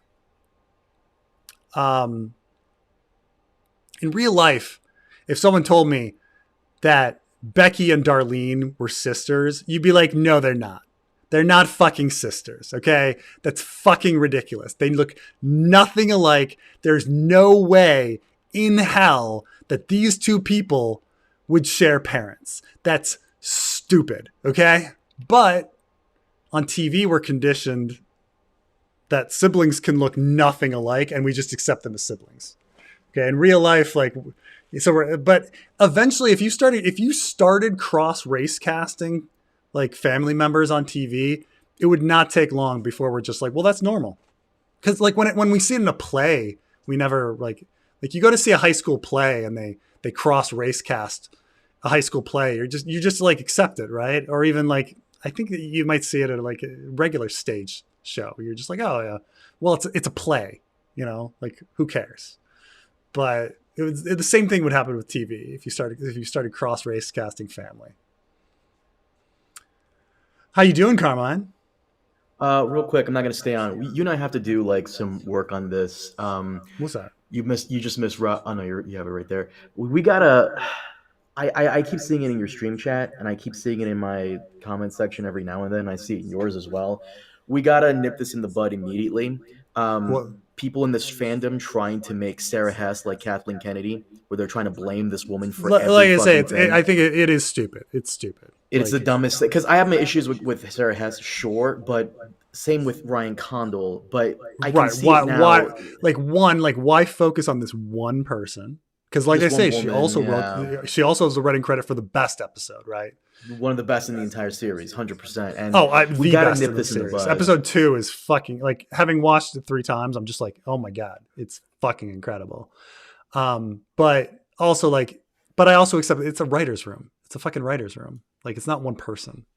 It's not one person. I don't know why they put this woman at the head, like front and center, but they did. And I'm so glad she kind of said something about HBO cutting back the cutting it down to 8 episodes. So I don't know if you watch my What Went Wrong with Season 2 video, but apparently Ryan Condal was kind of alluding to that. If we got Battle of Gullet Season 2, it would have not have been as grandiose as they wanted it to be because of the budget. They still would have gone over budget. And just wouldn't have enough time. So it's kind of they'd do it at night. You'd see some masts and some dragons, and I don't know. It would be like that battle. Remember the sand snake Euron battle against the Martell and it would have been like that. Yeah, it would have been dumb. But no, we have to nip this in the bud because it's stupid. It's stupid. It's absolutely stupid. It's just these YouTubers using Kathleen Kennedy as like a means to like push some bullshit agenda, and right. And they, like I say, they would not have done it if absolutely they would not have done it if it were a man. Like, absolutely, like there would not be these pitchforks out. Because when I think of like. I mean, when you think Dave and Dan, yeah, but they were the showrunners. Are they also the writers as well? I'm pretty sure Dave and Dan wrote a couple of the episodes. Yeah, but like, yeah, but they were the showrunners and writers, and there's like nobody else to focus on. Like, if everyone were going after Ryan Condal, that's one thing. Like, when you're going after the showrunner, but it's like the Kathleen Kennedy thing. Like, what Kathleen Kennedy is like. Up here, why would you be blaming her for something, for like a show problem? It's like they're finding that person. So like Ryan, like the buck stops at Ryan Condal, right? He's the showrunner. Sarah Hess is here, right? Why would you not go for Ryan Condal and go for Sarah Hess? Like, it's dumb. We'll talk about it another time. I'll check you out later, my man. Yeah. All right. Babylon 5 had a perfectly written story for 5 seasons, got canceled, end of season 3 with only one more season, then renewed for its final season. So they had 24 episodes saying goodbye to the characters. Oh, I never really watched Babylon 5. It seems like an extra season where everybody's saying goodbye. Like, was it too much time? Like, did it get too sentimental?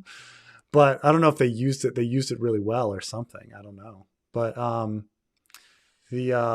but I never really watched. I never watched Babylon 5. I did see, weirdly, this one. I did see the opening episode for Crusade, but I never watched the whole thing. Like, I saw like the pilot for Crusade, which did seem pretty fun. They needed to go out and find this cure to their virus or whatever. Um, so yeah, I mean, I know that like Babylon 5 and Farscape have some real fans, but I never watched them. So same, some people really are fans of SG1 too, like the sci-fi shows and stuff like that. But I think I saw a couple episodes of SG1, but I never watched these shows. Um, mm, mm, mm, mm.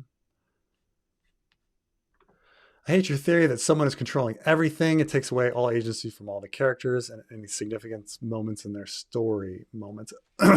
I think there's probably um a fight in that sense. Like Littlefinger says specifically, sometimes the pieces don't work, like move the way you want.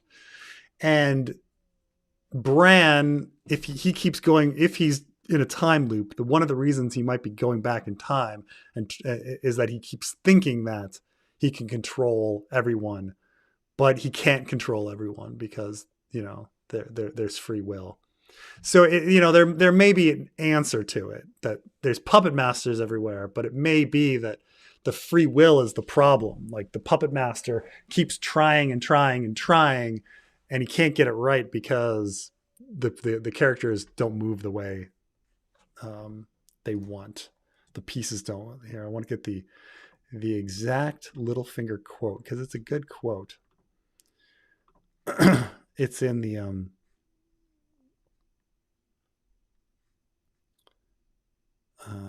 Sansa Feast for Crows pieces.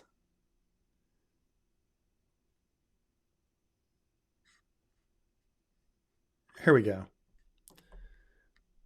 See, this is when I say that, like, George is thinking about these things, like he is, like, this is very so this really gets to the heart of this, and I wanted to focus on this because I might have to remove her from the game sooner than I planned, provided she does not remove herself first. Peter teased herself with a little smile. In the Game of Thrones, even the humblest pieces can have wills of their own. Sometimes they refuse to make the moves you've planned for them. Mark that well, Elaine. It's a lesson that Cersei Lannister has yet to learn. Now, don't you have some duties to perform?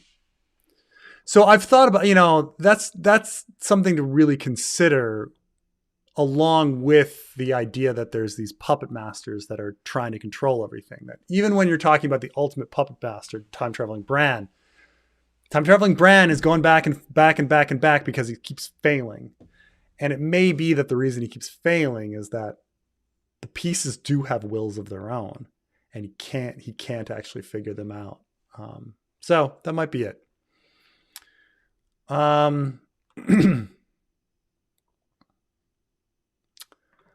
who's your favorite actor? When is next going over coming out?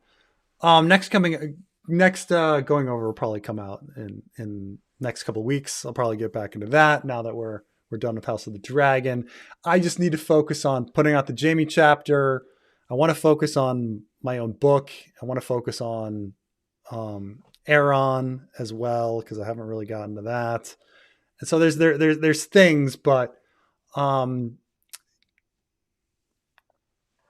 going over, what's nice about going over is it's something that everybody really likes and it doesn't take as much work. And so I'll probably be doing a lot of the going over to, tide people over on things while I try to focus on like my book and Aaron and things like that.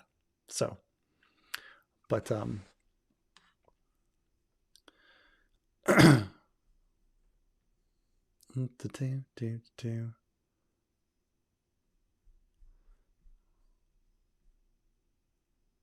I did forget about, somebody pointed out way back in the stream, I'd pointed out that like we didn't see that many dicks in Game of Thrones, and it's like, oh right, there is that scene where during Cersei's Walk of Shame where the guy whips it out. Yes, we should do there needs to be a nudity and dick count of of these things. You enumerating scenes of nudity in Game of Thrones reminded me of the Andy Samberg and the SNL sketch. Yeah, there's also, what was the movie? Was it Knocked Up? I think in Knocked Up, like like the slackers' entire idea was like a website with like time markers in all of the movies when all the nudity is, so that people can like quickly reference it. Like that was their whole idea. Their like going nowhere idea. So it's kind of the same idea, yeah. That, you know, but it's funny remembering them all. Stannis takes the Dreadfort and Torrance Square before Winterfell. I would say, I mean, I don't know if before or immediately after. Like it's going to be a quick, I would say it's going to be a quick, like, go at it, right? A quick attack if it's going to be there, right? He'll like Torrance Square would probably be diplomatic. And then Theon knows about the postern gate and knows a way into the Dreadfort, and the Dreadfort is undermanned and everything. So it's easy to take the Dreadfort.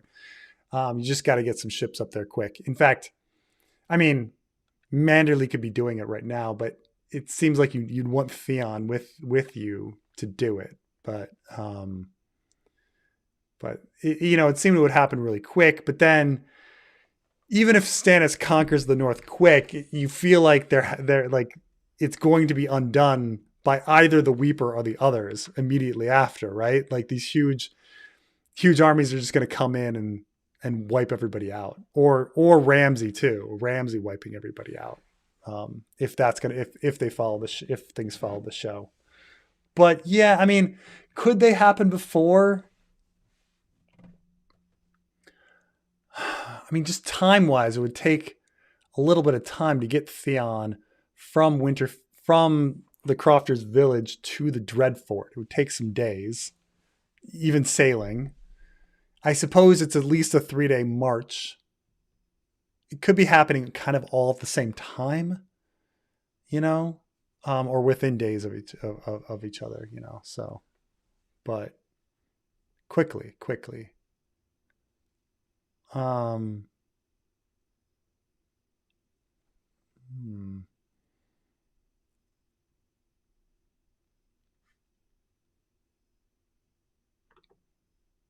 End of House of the Dragon, Zombie Danny and Drogon pulls the roof off of Bran's chambers. Bran says, oops, his eyes roll back, open on Dunk digging a grave. Finn.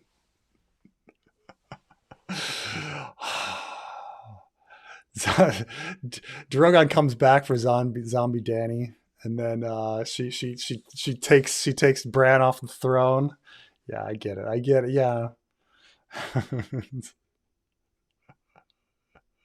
And then his eyes go back, so he's going back in time. I get it. I get the whole yes. But I do feel like, so one of the things about the Fire Walk With Me movie, so I don't know if you guys ever watched Twin Peaks, but Twin Peaks series happened, and it ends on this insane cliffhanger of our main character's body gets taken over by the villain, and his soul is trapped in this way station house, and the villain has control of our hero. And that's the end of the fucking series. And so years go by, and then you find out, oh, there's going to be a Twin Peaks movie. And it's a prequel. So it's kind of like, in many ways, unsatisfying, because it's just a lot of the events that we've already seen. But now rather than them being told to us, we get to see them explicitly. However, I would say the saving grace of the movie is that there is some small advancement of the story from Twin Peaks, where there is something new, like Laura Palmer's soul is taken out and taken to that same place with our protagonist. And like, that's it's a significant event. How you interpret it, it's David Lynch. So like how one interprets it is kind of weird. And, I haven't actually seen the successor series, but all of these things are like relevant, so there is advancement, even though it's a prequel, there's still some advancement to the story. And I think, yeah, that's the thing with House of the Dragon. It's like, I'd like there to be some advancement to the story, beyond Game of Thrones to kind of pull people in. That's what I say. Like, you put in a vision of Dany's eyes opening with blue eyes, like people would have been fucking hooked. That would have been, House of the Dragon did have more birthing scenes than Game of Thrones. That's true. And I do give them props. I do give them props for their birthing scenes.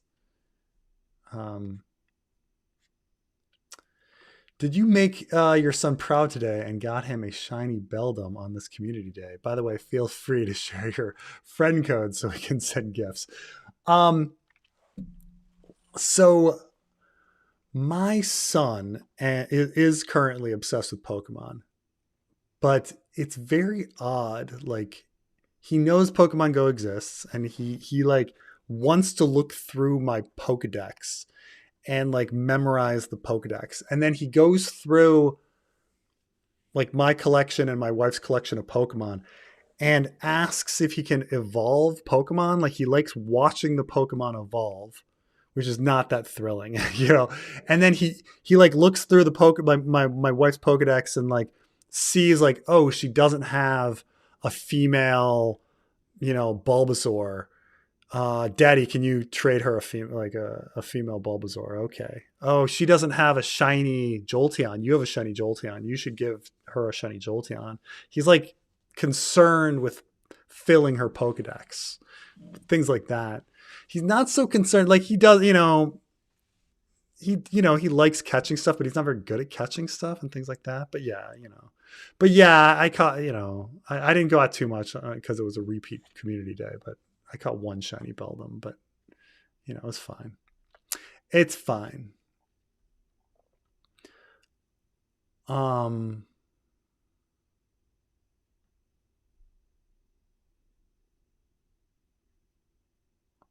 The need to have the trio in every episode, even if repetitive. Yeah, I think they did go a little too far into that. And I think they went too far into, and when he says the trio, they mean Alison, Rhaenyra, and Damon. Like, we didn't need Alison, Rhaenyra, and Damon to be covered so much. I think it could have been more ensemble. And I think that you didn't need to have, I would have played off of the buildup of Alison and Rhaenyra meeting again. Like, even have the stories about each other be wrong. Have Rhaenyra believing that Alison is doing something horrible that she's not. Have Alison believing that Rhaenyra is doing something horrible that she's not. And then let that story build, that simmering of like, when are these characters going to meet? When are these characters going to meet? When are these characters going to meet?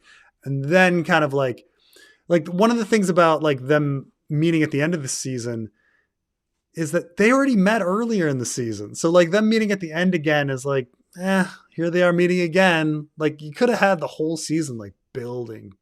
Oh my gosh, they're finally gonna meet, and then it's significant rather than having it twice, or just even having that build up longer and longer.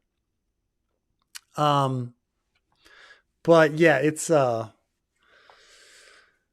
didn't need to be there, like, they don't need to be in every episode. Danny's not in every episode, like Bran's not in every episode. Glad to make you feel better. Thank you. Let's see.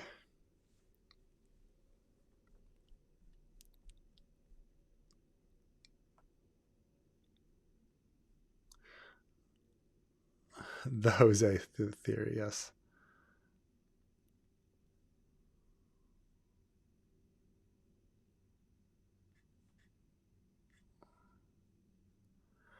Talk about colorblind casting.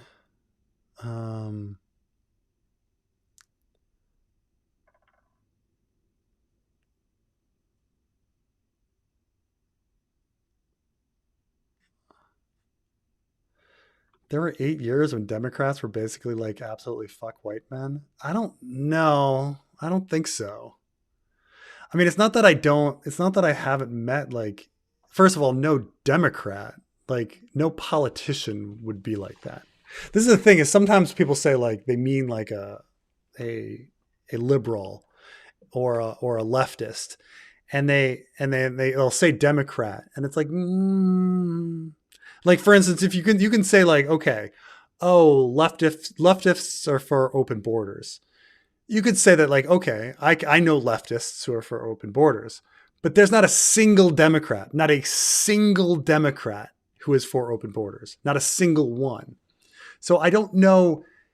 There is not a single Democrat who would say fuck white men. Now, can I find leftists who are like, oh, these white men, they fucking suck? I mean, what I mean, once years ago at work, like I had a manager saying, oh, we're trying to hire some people and we're trying to not hire old white men. And like when she said that, the whole room was like,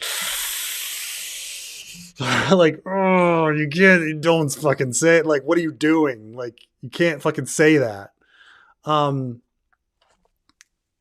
So there's definitely like, when you mean like a very liberal person versus Democrats, no Democrat, not a single one said absolutely fuck white men or like had any policy that was fuck white men. Not a single one.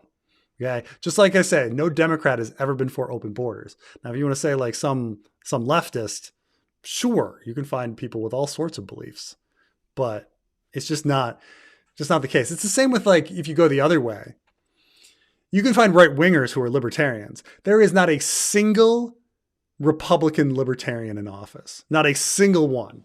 Okay. So like, yet libertarian, like, but we associate libertarianism with like Republicans. There is not a single Republican libertarian, not a single one, though Republicans sometimes talk the talk of it, but, like what the political party is and what like beliefs are on different ends of the spectrum are different things.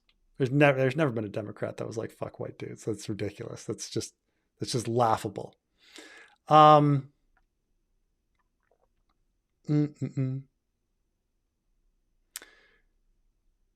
Let's see here.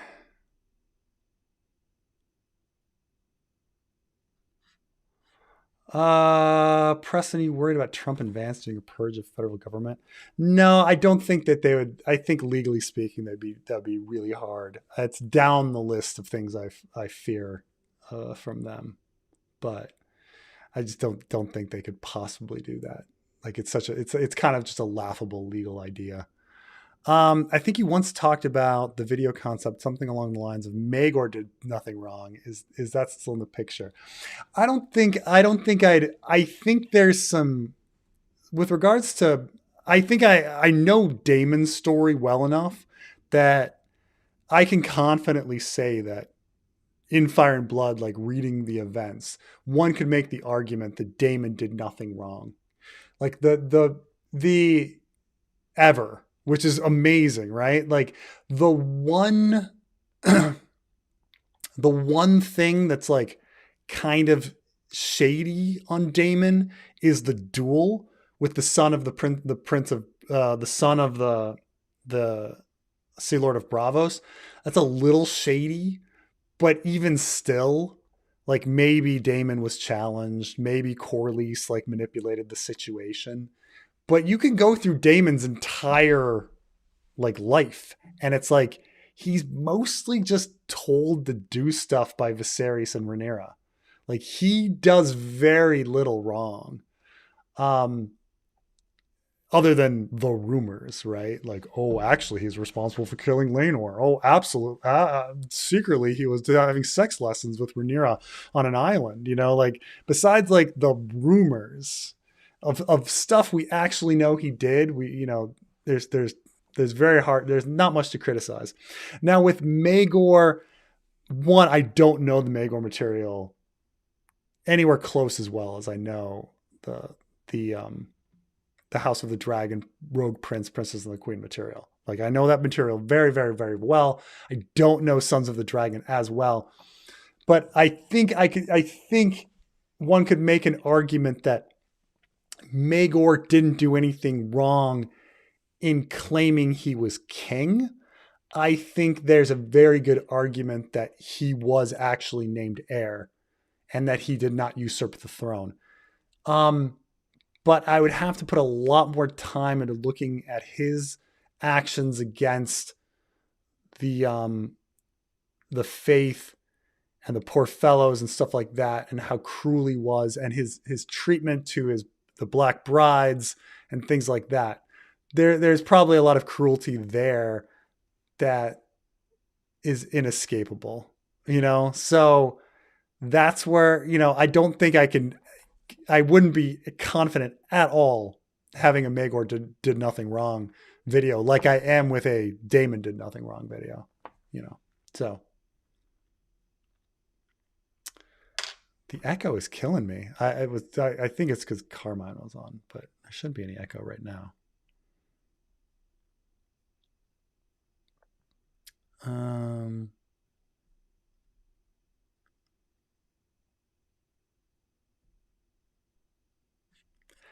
Did Sarah Hess flex and say she never read A Song of Ice and Fire? I'd like to see that quote.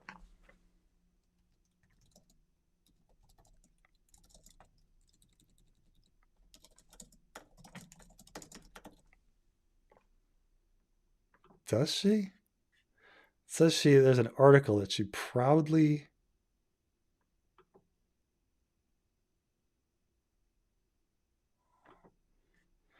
House of Dragon writer has never seen Game of Thrones. Co-writer Sarah Hess has read the books, but never saw Game of Thrones. So, yeah. Sorry, Mr. Pixel. You got your wires crossed. She has read A Song of Ice and Fire. She's never seen Game of Thrones. So your 7 messages were incorrect. Incorrect, man. Sorry.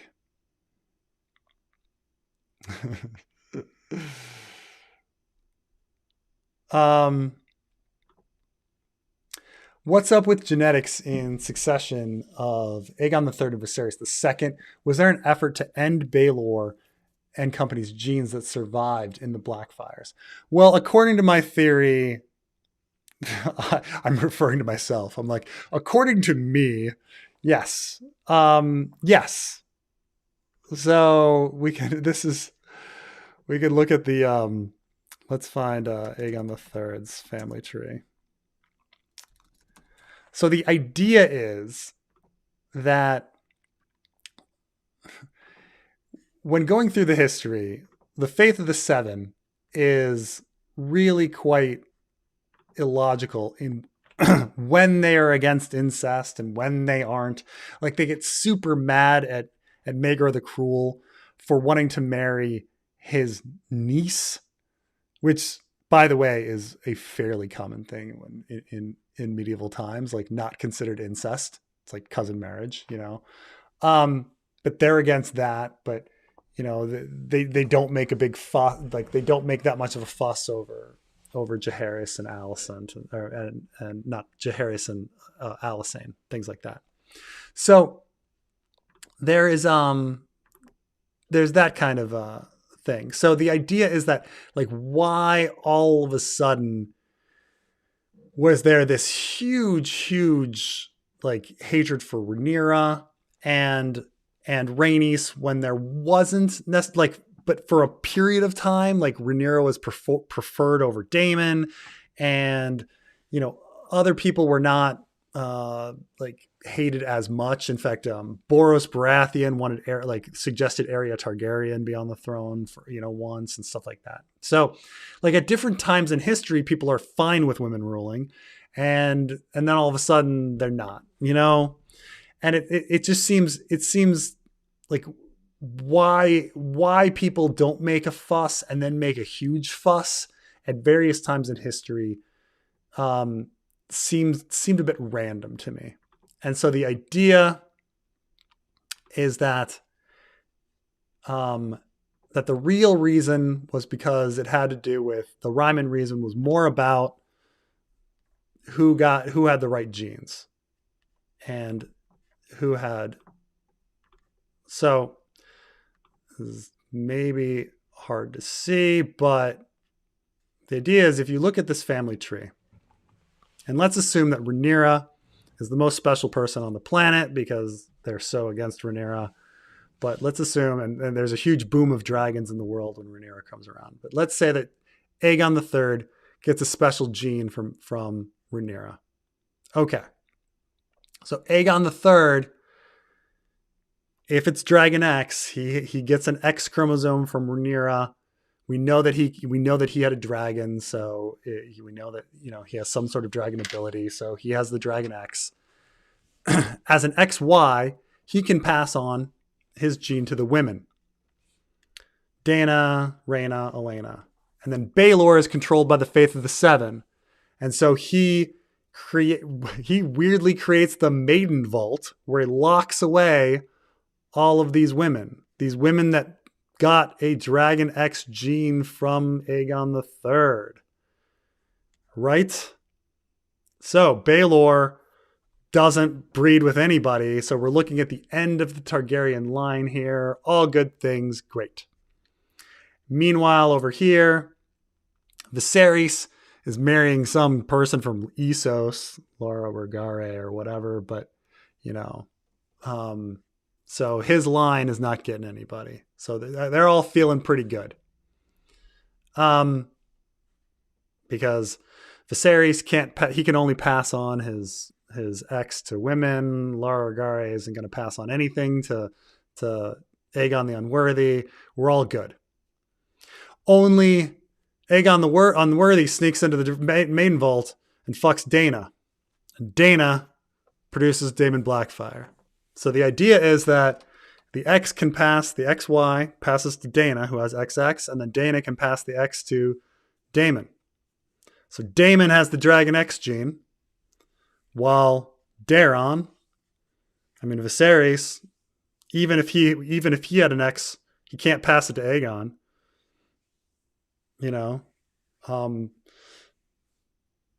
Though some people were claiming that, does Daeron have it? They're assuming that Daeron doesn't, but I guess, maybe if Viserys has it, maybe he could pass it to Nerys.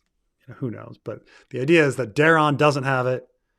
Daemon does. And this is the real reason for the Blackfire Rebellion, is that Daemon has a Dragon X gene.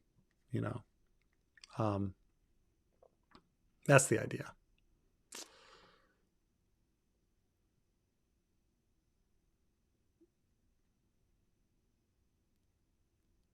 I'm trying to put my comments back on. But yeah, surprisingly, I'm saying that there's one major weakness to the Dragon X theory, and that is Allison's children being all having dragons. And so the Dragon X theory does rely on the Hightowers having some sort of dragon riding abilities. That's the big thing. Man, this dude keeps coming back with the spam, man, and he fucking had a wrong fact. He just had the wrong fact the whole time. Doesn't he feel silly? Yeah. What up, dude? This is Carmine on the line here. Carmine? What is it's like? Oh, Jesus. Oh my God. Dude. This dude spammed again. What is wrong with this guy? And it was the wrong fucking thing. He had the wrong fucking fact. He could have spent. This is the thing. You could have spent. Honestly, I took 60 seconds Googling it and found the original article and the original fact that she'd never seen a Game of Thrones. Not that she had not read A Song of Ice and Fire. He didn't fucking bother doing that. He wanted to spam me 100 times and fucking not fucking just fucking Google something. Character dynamics are undeveloped. It feels bland. I think that, and like I say, I think there was a, like in House of the Dragon, there was a lack of connection from episode to episode. So you had the characters acting different and random in each episode, and so the how the characters interacted seemed off. Like Alison they really have a scene where Alison is like sitting at Aegon's bed, like feeling bad about everything as if she's Catelyn. And then another episode where she's saying, oh, he's broken and you can execute him. Like, it's very weird to see a character be completely different, And so it's like all of a sudden when the characters don't act consistent, you kind of lose all interest in them when they're just all kind of acting randomly. I think that might be it,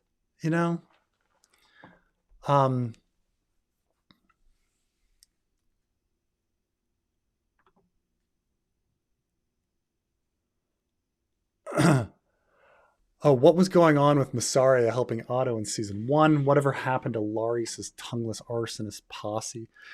Yeah, Laris's tongueless arsonist posse vanishes. Also, his handmaidens that he handpicked to follow around Alison also vanished. So, I don't know. Maybe they'll come back, but we just have a bunch of randos who are disappeared from the story. As for Massaria helping Otto, they did have a line this season where Damon confronts her about that. And she's like, oh, it was all transactional. Like they established that Massaria was just making money until her brothel is burned at the end of season 1. And she blames the burning of that brothel on Otto, even though I think it might be Laris's doing. But she blames Otto. So she essentially doesn't care about sides. She's just trying to make money. And then she teams up with Otto because he's giving her money and he promised to end the child fighting. But then her place gets burned down, so she blames Otto. So she's against him in season 2, or at least she says she's against him in season 2 is what she says to Rhaenyra. So the Otto Massaria stuff is, I guess it's somewhat consistent, though I would have liked Massaria being the one reporting on the Air for a Day incident, which she wasn't. Like Otto has no idea who Massaria is later on, so he's like dealing with her, but he doesn't know who she is. He's like, oh, you're the White Worm. So I don't know if I think I did criticize I think I did criticize that in my videos for season 1, though some people are like, it's possible that Otto was somehow dealing with the White Worm and having never met her face to face. And I was like, I don't know, maybe. So there's not that much inconsistency with the Massaria Otto stuff, but like I say, it's a little weird that Otto is dealing with the White Worm having never met her and then is surprised. But as for Massaria helping him, they did mention it this season.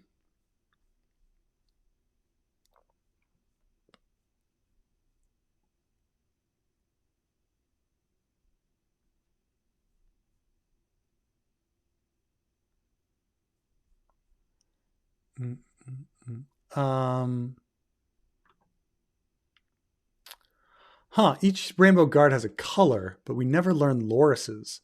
Do you think it was indigo? Or do you think the Seven Gods has a color assigned? My assumption is that yes, because there's 7 gods, that there would be seven colors with indigo, but then again, it might be that there's 6 because the stranger doesn't have a color, but I let me see here. Rainbow banner, ice and fire. Has everyone...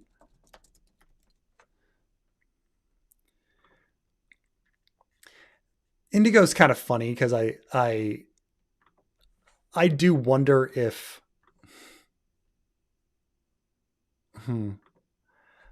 I always wonder if like indigo is always included because people like Roy G. Biv, you know, and so they just throw in indigo as the color on the rainbow.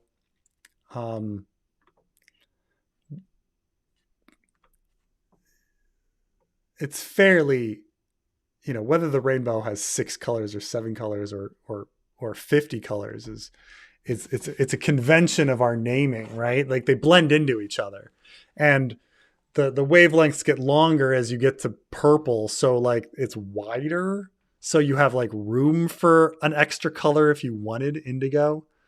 But to say like there's 7 distinct colors is kind of a ridiculous kind of notion. But I always thought that like indigo is only added because they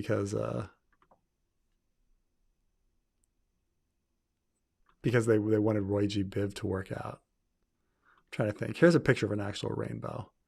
So you can kind of be like, well, right,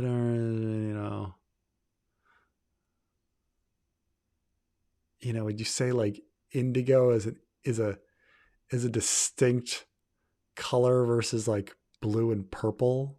Like, would you really, but fine. Say Westeros is obsessed with Roy G. Biv as well, and they choose 7. I do see like the wiki has, 7 colors. I wonder if there's 7 colors in the rainbow in it's something I've never looked up, whether there's 7 colors in the rainbow banner in Westeros. But let's see there's 7 members. I mean, I guess this actually answers it all, because if there's 7 members to the Rainbow Guard, then there would be 7 colors. So yeah, there would be an indigo guy. Which means each of the gods would have a corresponding color. So like would the stranger be purple? Would the stranger be red? But then one of the guards in the King's Guard would correspond to each of the gods, right? Like I'm the maiden, I'm the crone, I'm the stranger, like I'm the corresponding.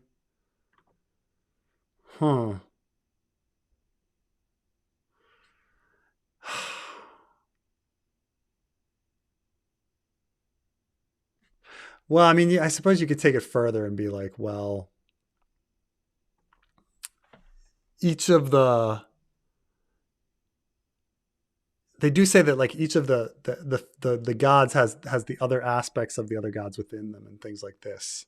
And so it's not as simple as just like orange is associated with crone, which is going to be associated with Loris or whatever. Yeah, these questions that have never been explored, and whether it would actually like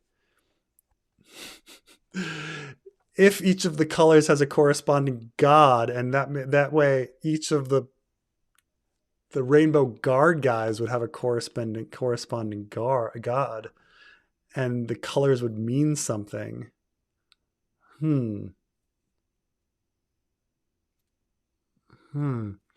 Yeah, I don't know.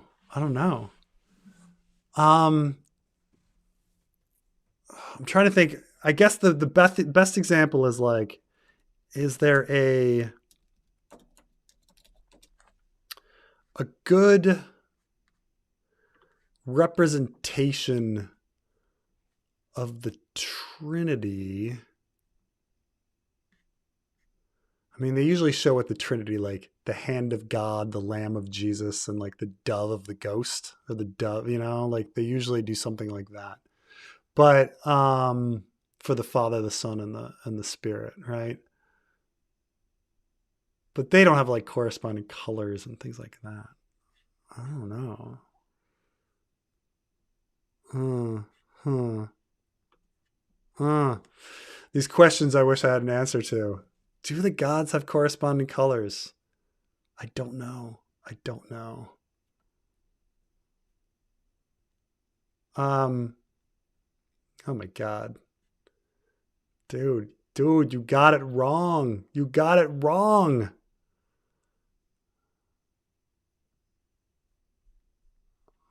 Oh my God, dude. I feel so sorry for you, dude. I feel so fucking sorry for you. You like, you really like, like it's not even double downing, right? You like deck tippled down on this fucking shit that you were wrong about over and over again. It's just like so embarrassing, dude.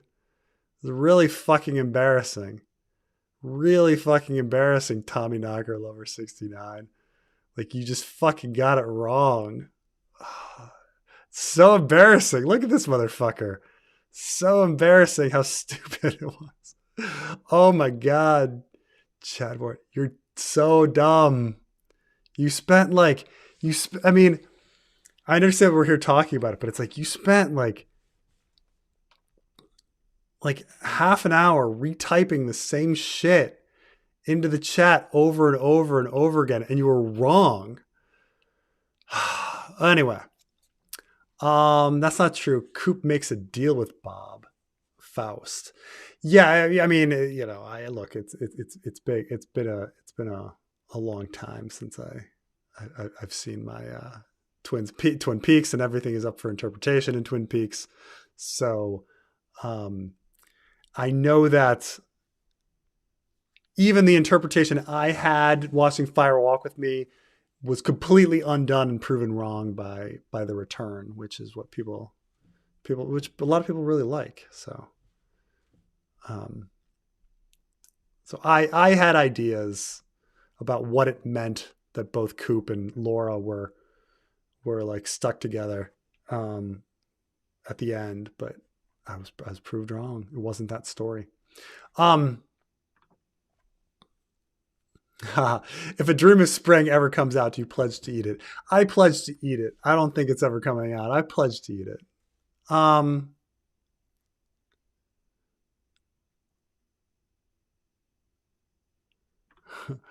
smart. I'm smart. I identify often as a Liberal Party member. Then only spout only radical left wing policy. Just say you're a Republican. I don't know. I mean, I don't agree with anything from the American Republican Party.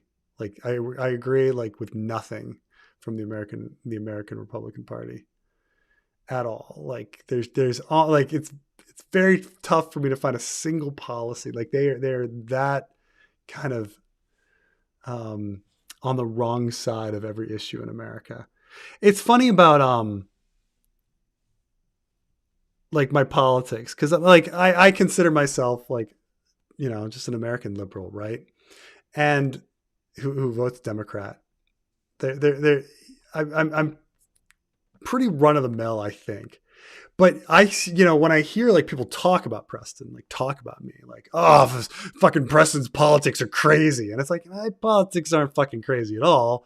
They align pretty solidly with the Democratic Party, which gets, you know, tens of millions of votes, like, you know, and is fairly reasonable. And then the Europeans, though, are always like, Preston in Europe would be like a moderate, like not even, maybe even right wing, you know, like, so like some people like call me like crazy leftist or whatever, like, oh my God, his politics are nuts. And it's like, no.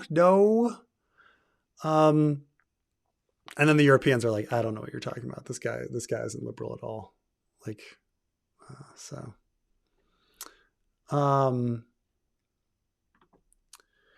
George mentioned in a recent interview that he has a lot more regrets about writing choices in earlier books than A Feast for Crows and Dance with Dragons. What choices do you think? I mean, I think this interview, he also mentioned that he wanted to like finish. I think that, I don't know. I think if I were George, I'm trying to think of like the writing regrets that I would have if I were him. I think there's some wasted time. I think introducing plots that didn't go anywhere are probably some big ones. Not introducing some characters earlier, that kind of stuff. I don't know. I mean, I'd like to see this interview in the beginning. I mean, he definitely retcons a lot, you know, like if you've gotten my going over with Game of Thrones, it's almost quite funny how much is retconned. Like it's a lot. It's a lot more than you think. Like when you reread a Game of Thrones, you're like, oh my. So, you know, he is a stickler for those little things. So I bet he does. I bet he does regret like writing like, oh, there's no werewood south of the neck and that kind of stuff. So I think that that's an issue. Oh, he says this is his Carmine wrote me. It's like this is his Oxford video. I have to watch it in full. I've only seen pieces of it, but I would guess that it's like introducing certain plot elements and characters, or you know, that don't go anywhere, not introducing other things earlier. You know, he you know, like in retrospect, like if you were rewriting A Clash of Kings, would you put all of that like wasted Tyrion time in that book or whatever? Arya wandering the Riverlands, did she need that much, you know?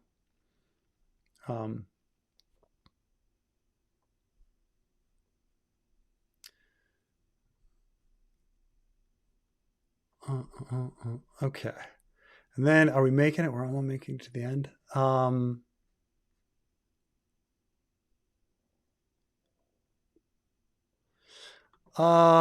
about their online culture warrior branch? I thought Preston was the first to denounce Kathleen Kennedy after hating the new R2D2 design.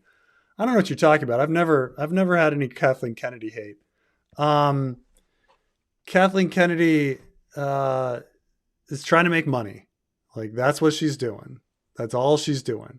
There's no cultural. There's zero cultural warrior aspect to anything Kathleen Kennedy or anybody at Disney is doing. Okay. There's no culture warrior aspect to it. They are trying to make money. When Kathleen Kennedy wears a t-shirt that says the Force is female, she's trying to sell Star Wars to women. That's what she's doing. There's no morality on top of it. It is one thing only, making money, trying to you know, increase their audience. Okay. When Game of Thrones puts black people on screen, they're not doing it for any moral reasons. They're doing it because they're like, oh, if I put black people on screen, more black people will watch House of the Dragon. That's all they're thinking about. That's all they're caring about. There's no morality one way or the other. Okay. No one's trying to push an agenda. Well, I mean, they're pushing the agenda of making money. They're pushing the agenda of trying to increase market share. That's it. That's all they're doing. It is as simple as that. So there's zero cultural warrior aspect to any of this shit. They're putting on screen what they think sells. That's it.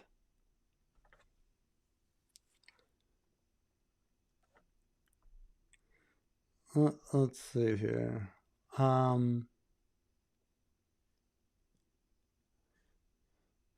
I'm in Vietnam. I want to see what bipartisan American imperialism gets you. Yeah, I spent some time in Vietnam. It's a weird, I mean, you know, obviously it's like, the government of Vietnam is not exactly fantastic government either. But, you know, the Americans were wasting their time there. Like, you can kind of understand like I understand the quagmire that Americans got in with Vietnam because the French were there first. It was the French quagmire, and we kind of had people there because of the French, and then it just grew and grew and grew, and then we're just stuck there, right? And so it's more that we got into something without even thinking about it, and then it just kind of kept going.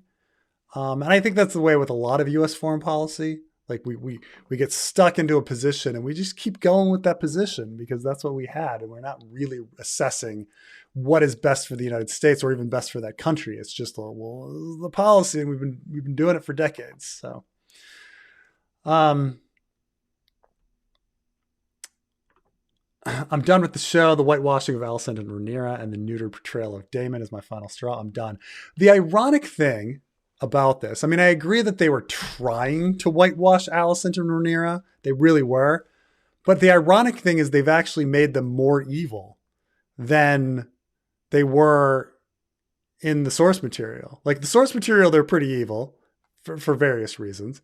But like the whitewashing has kind of made them worse, Like it's really weird. It's really weird. As for the neutered portrayal of Damon, I mean, like I said, my big thing is that I disagree with like the disconnect between episodes 7 and 8 and him not having agency. I certainly didn't like Damon's portrayal in season 1 when he was not neutered, like he's just going off killing people randomly, being crazy. So I don't know. I mean, it's I think the fundamental problem with it is they're trying to find stuff for Alison and Rhaenyra to do. And they wanted them both to still try to be heroes. And so they were trying to put them on screen, and they didn't really have anything for them to do on screen. Waffles or pancakes, which are better? Pancakes, man. Pancakes are better. I mean, you can get some blueberries in there, fluffy pancakes, waffles. Come on. You had strong opinions about waffles and pancakes? No, just here for the end. Nice. Because you're like, oh, Preston's getting to the end. Women good, men bad. That sells. No nuance needed. I don't think that's the show we've seen. I don't think that's what we've seen at all. Like, you've got like, and the thing is like last season had more of that, right? Last season had many more speeches of men are keeping Rhaenyra out of power. Men are keeping Rhaenys out of power, right? But people thought season 1 was better, right? There's fewer of that. There's less of that in season 2. So it's weird. You just can't take like, I don't like the position of like, something's bad. Immediately the reason it's bad is because of liberal ideals. And it's just like searching for something, but it's just not that, I don't know. French toast, get real. There can be some good French toast. I'll grant that. So Carmine, what do you want to talk about, man? What do you want to talk about? There's an echo, so I'm not saying much. Just wait until the end. Oh, fuck you, dude. Fine. Fucking put on your gut, but fucking Carmine. Fucking put in my fucking headphone. Fucking bring on your fucking echo. Jesus fucking Christ. It's fucking Brazilian piece of fucking. Hey. This is the second time in the last 24 hours a YouTuber said fuck you to me. It's one streamer. It doesn't count. Who told you fuck you? But Destiny, remember? He's like, hey, wait a minute. You do Game of Thrones content, right? I'm like, no, I do Lord of the Rings. Yeah. And then he's like, what? I thought you did Game of Thrones. And you're like, yeah, I do. I was fucking with you. I talked to this asshole like 5 times already, and he fucking forgets every time. I mean, he talks to a lot of people, I suppose, So what are you going to do? What are you going to do? Can you wrap it up, by the way? I honestly just came on just to talk to you like after things are over. Okay. I do have the George Oxford thing. I might do a video on it tomorrow, but I'm also down to Mhm. do like a podcast and put it on your channel if you're down. Okay, that sounds good. Yeah, that'd be great. That'd be great. Mhm. But yeah, I can't believe that motherfucker like posted in the comments like literally 200 times a wrong fact, like a wrong fact. I kept banning him every time, so it didn't like. Oh But my sometimes it will. No matter what you do, the microsecond you're on it, it'll get God. in there regardless. So Yeah, I know. It's just so funny. I just can't believe it. Oh, like if you're gonna say something, like at least make sure you're fucking right. Like, couldn't Google something 30 seconds, man. Um. Mm-mm-mm.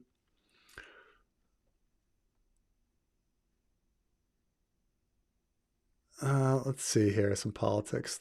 The American intelligence apparatus forced the removal of an Australian prime minister who wanted to retreat from Vietnam. Our foreign policy since is American policy with little democratic.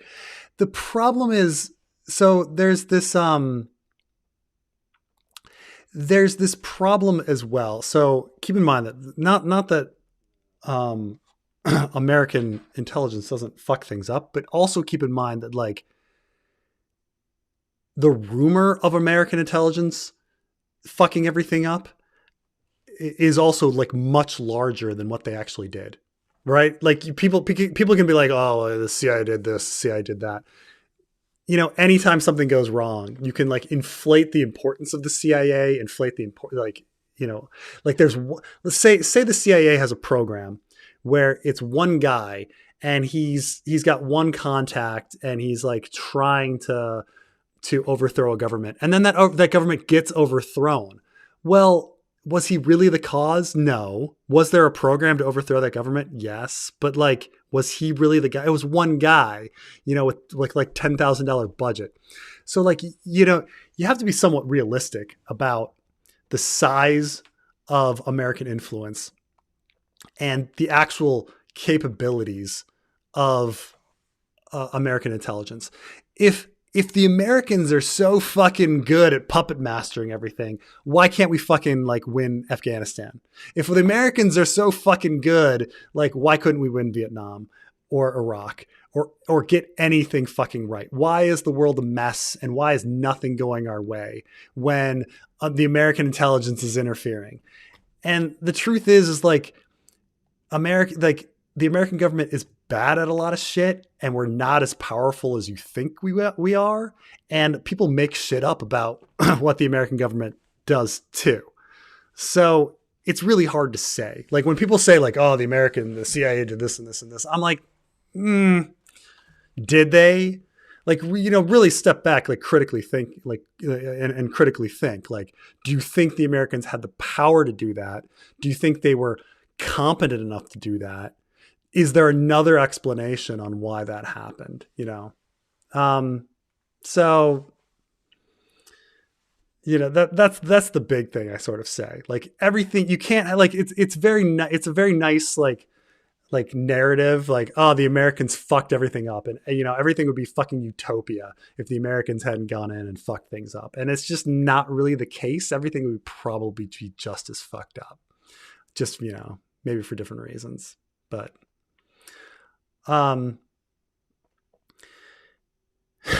it's all part of the plan, Preston. Yeah. I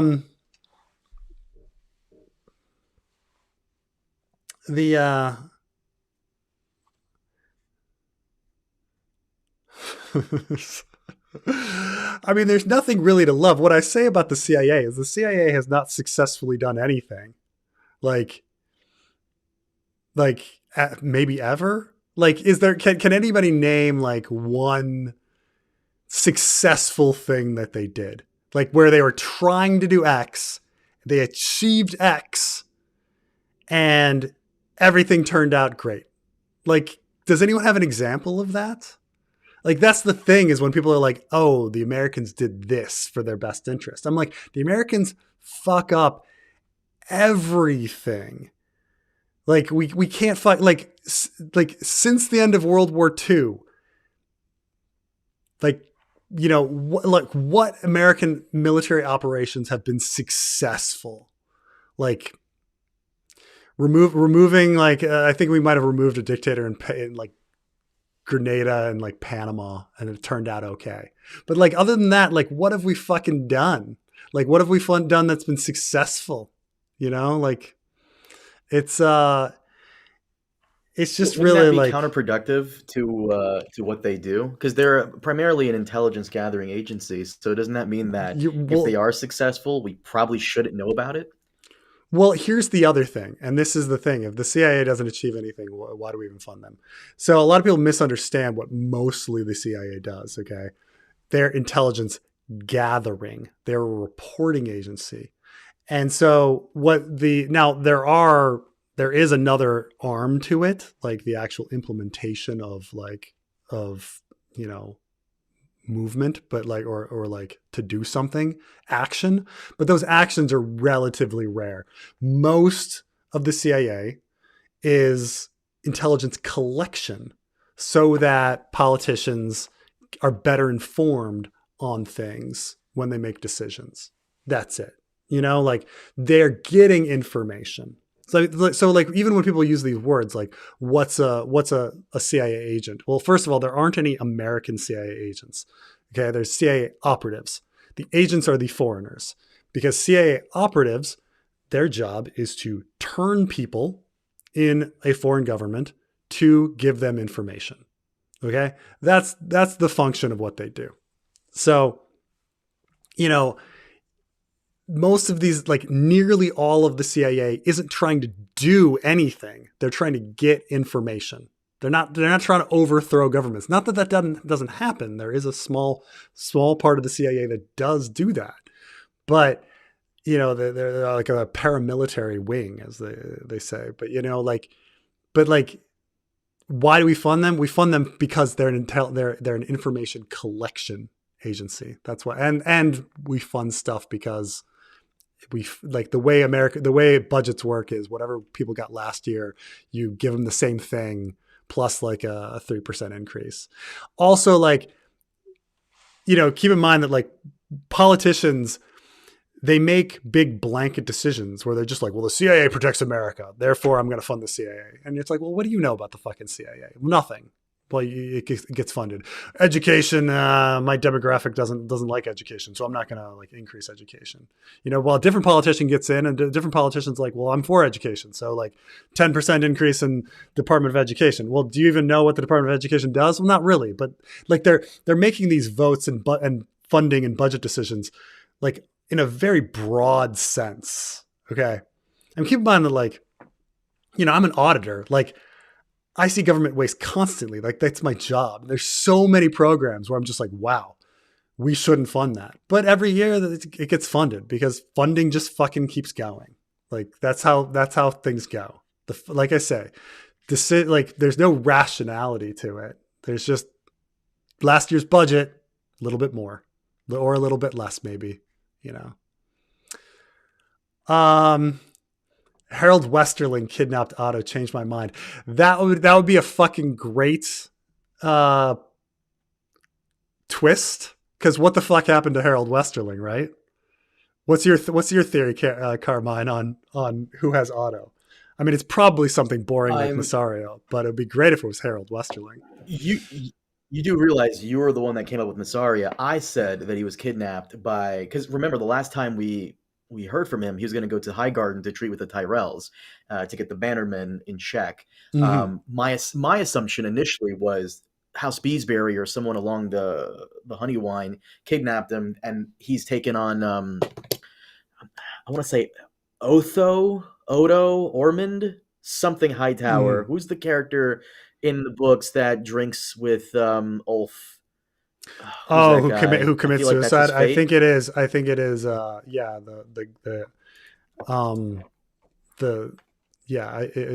Ormond. Ormond. Thank you. I think they're giving Ormond storyline to Otto because Rhys Ifans is so fucking good.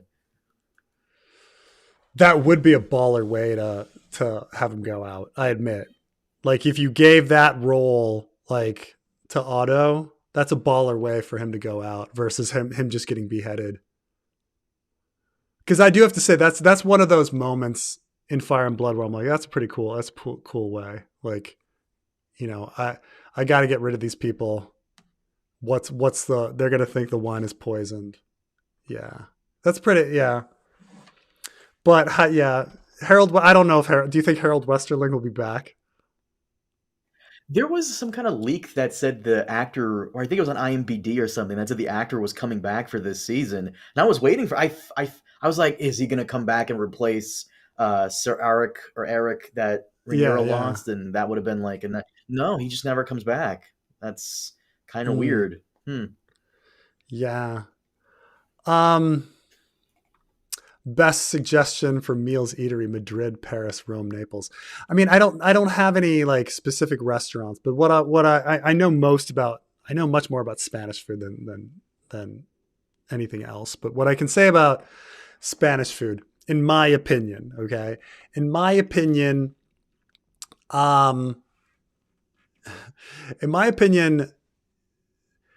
paella is overrated. Everybody fucking like wants to have paella. I think it's fairly overrated. And keep in mind, I love seafood, but I'm just like, you know, I don't need to like, you know, wait in line or whatever, or wait 2 hours or make a reservation like a day in advance so that you can prepare my paella or whatever.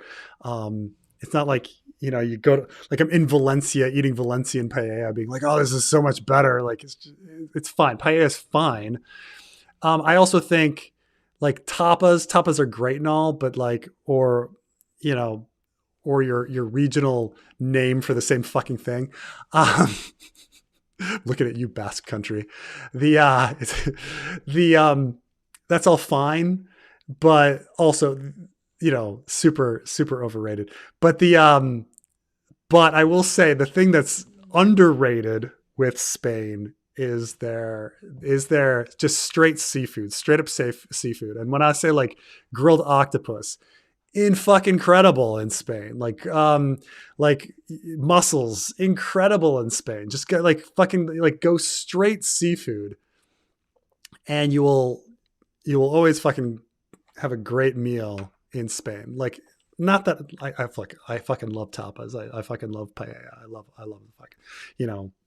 There's all sorts of little things I love in Spain. Like I love like, I mean, I even like tomato bread and like whatever. I love, you know, all these little things. I love tortilla, but you know, the times where I'm just like, oh my God, like this is incredible is every time I've just ordered a fucking fish and I'm just like, oh my God, they know how to fucking cook a fish. This is fucking incredible. And their octopus is incredible. With regards to Italy, look, Italy, wherever you are, it's going to be great. I think most people prefer like Southern Italian food to Northern. Not that there's anything wrong with Northern Italian food, but I think everybody, you know, has their bias for pizza and stuff. But, you know, there were some interesting things with Italian food. I mean, like octopus ink, like pasta is always interesting. It's rich, but I always like that kind of stuff. The like stuff that you normally don't get in America that's actually a big part of Italian cuisine. Like, you know, you can have a nice, you know, pizza, but you can have a nice pizza in America. What I like about Italy is there's definitely like weird, different types of food that exists that you just don't get in America. Like I say, like octopus ink, like pasta, like, which is just, you know, I've never seen that in America. Have you ever seen that in America, Carmine? You know what I'm talking What about? specific octopus? Octopus ink. No. Pasta. Oh yeah. Well, you know. Oh well. But yeah. You're a staunch capitalist who wants to secure borders. Cruelty. I mean, this is the Democratic Party in America is capitalist who wants secure borders. I'm probably to the left of the Democratic Party on borders. I don't really care that much. I just don't fucking care. I don't think the border is an issue. I don't think it matters. But my views on capitalism are very specific because when people say capitalism, it means different things to different people. And when I mean capitalism, I mean kind of how Adam Smith wrote about capitalism, which surprisingly has a lot of government intervention. And so I believe in capitalism with a lot of specific government intervention. I'm not in any sense a laissez-faire capitalist, but I am a capitalist. But I think Adam Smith was very right in many of the things he wrote about in Wealth of Nations. If people actually read Wealth of Nations, but nobody actually goes and reads Wealth of Nations. So,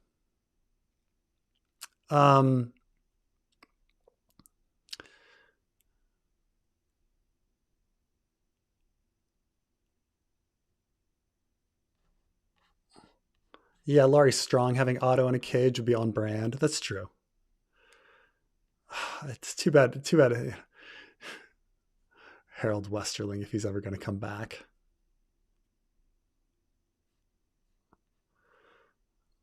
Oh, We made a mistake, by the way. It was Hobart Hightower. Oh, Hobart was the one I was thinking. Yeah, Hobart Hightower. They're probably giving Otto Hobart Hightower's storyline from the books. Yeah. Preston is That's a my freak. theory, He at wants least. octopi squirting in his food. Yeah, I like interesting stuff. Yeah, ink pasta. Ink pasta is nice stuff. But yeah, I mean, yeah, octopus is smart. Pigs are smart. I fucking love them both. Unfortunately, it's capitalism is a game of monopoly. No, I mean that's the whole point, right? Like the role of government, for example, is to break up monopolies. Like that's a clear role of government, one that was written about by Adam Smith, something that the U.S. government is responsible for, and on occasion does, and should probably do more. But capitalism needs to have government intervention for it to work. For instance, Adam Smith wrote quite a bit about how he feared that people would use their economic influence to write and rewrite laws, and that this should be banned, that politicians and the government should be insulated from the market and firms from paying money to change laws. And, Adam, and he was completely fucking right. Like, so, no, I don't think Adam Smith did make that assumption. I think he was specifically very mistrustful of firms and felt it was the role of government to keep them in line. But yeah. Raw. I love big government. I mean, government is small government is also horrible. Like we have better examples of how horrible small government is, right? Like we have like Somalia, like you have like Afghanistan, you have situations where the government is far too small and it's just chaos, right? Like there's this weird assumption that big government bad, small government good, like among like a certain demographic in America. And it's like small government is really bad. Like when the trash isn't picked up on the street, right? When you go to a part of town that's all run down, right? And there's potholes and there's trash everywhere. Like that's from government not doing it, right? Like that's from the government not being funded to do that. So it's a situation where you want more government, because you want those potholes filled and the trash picked up and trash cans and stuff, right? Like we, but when people say like, ah, oh, big government, like I don't know what they're thinking. They're thinking like taxes, but oh, but um,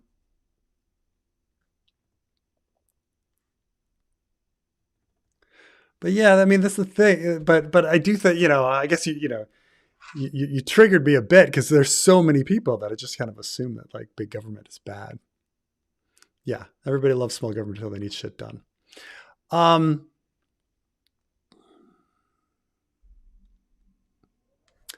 What you don't like about Alison forgetting blood and cheese existed, killing her sons, and probably okay with her and her daughter and her granddaughter going to Essos and being forced into prostitution. I don't think their implication, I think, is that they're going to bring some jewels and money with them, and that they would never have to worry about that or something. But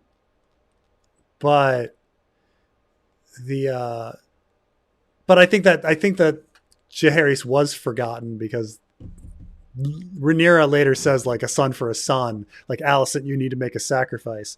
Theoretically, Alison did make a sacrifice. I mean, her son is massively injured and her grandson is killed, by Rhaenyra. So,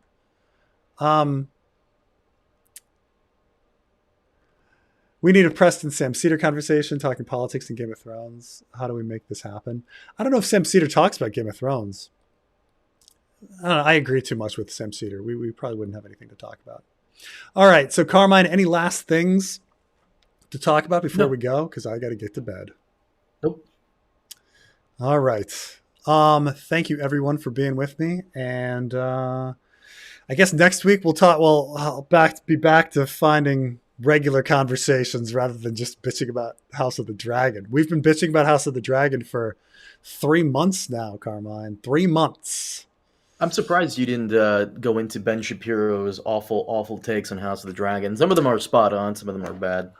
No, I mean, specifically look, some of his opinions were subjective. Like if he felt that nothing was going on this season, it's hard to be like, you're wrong. Some of the stuff, like I'm trying to think, like he made a funny joke where he's just like, Damon was just high all season, was like high on ecstasy or something all season. He made some joke like that. I don't want to, weirdly, I was expecting a much worse review and I was like, okay, that's fine. But I know, like I said, I'm not going to disagree with him just because we disagree on politics. Right. It's silly, but no, he got, for whatever reason, upset about that kiss. I mean, do you want to touch on that briefly, or do you want to just go to bed? Because we can discuss No, it I mean, later. I think the kiss was. So he said it kind of came out of nowhere. He was wrong on that completely and utterly because he said that they did the kiss because Emma Darcy is non-binary, and it was all because of her.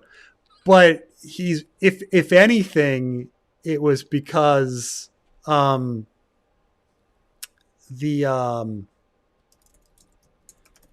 was anything because of first season. It was, if anything, it was because Emily Carey and Millie Alcock like put in that the characters were gay or had homosexual tendencies, and that it wasn't really communicated to Emma Darcy and Olivia Cook for season 1, but by season 2, I'm sure they found out about it, considering like they went and they were, it was in the official Game of Thrones podcast on HBO that Emily Carey mentioned it. So let me give some context to this whole situation. So Emma Darcy and so Rhaenyra and Mysaria, in the script, they were not supposed to kiss. Emma Darcy made that decision themselves. And really? That's what Ben Shapiro was referencing. I think the kiss was fine because the entire season, like I posted on Twitter, the entire season, Rhaenyra's counselors and her husband were outright disrespecting her and questioning her, and Mysaria was the only character glazing her the fuck up. Of course, Rhaenyra is going to be like, like into this person, the only person having faith, confidence, and love for her. So to me, the kiss made a lot of sense when you put that into context. Yeah. Also, in regards to the characters, I love that Millie Alcock and Emily Carey played it like that. I would love it even more if the writers leaned into Allison was a lesbian the Alison, entire Olivia. time. There was a little bit. So in that mess conversation, there is this weird come with us request that Allison makes out of nowhere. And then there's a kind of a weird flirting that Rhaenyra does at the end, which is really odd considering she's just convinced Allison to have her own son executed. And then they go into this flirting come with us thing. So it's not that, it's not that they didn't have a little bit of it there, because I think they did. So maybe they're building on the season 1 work that Emily Carey and Miley Alcock did.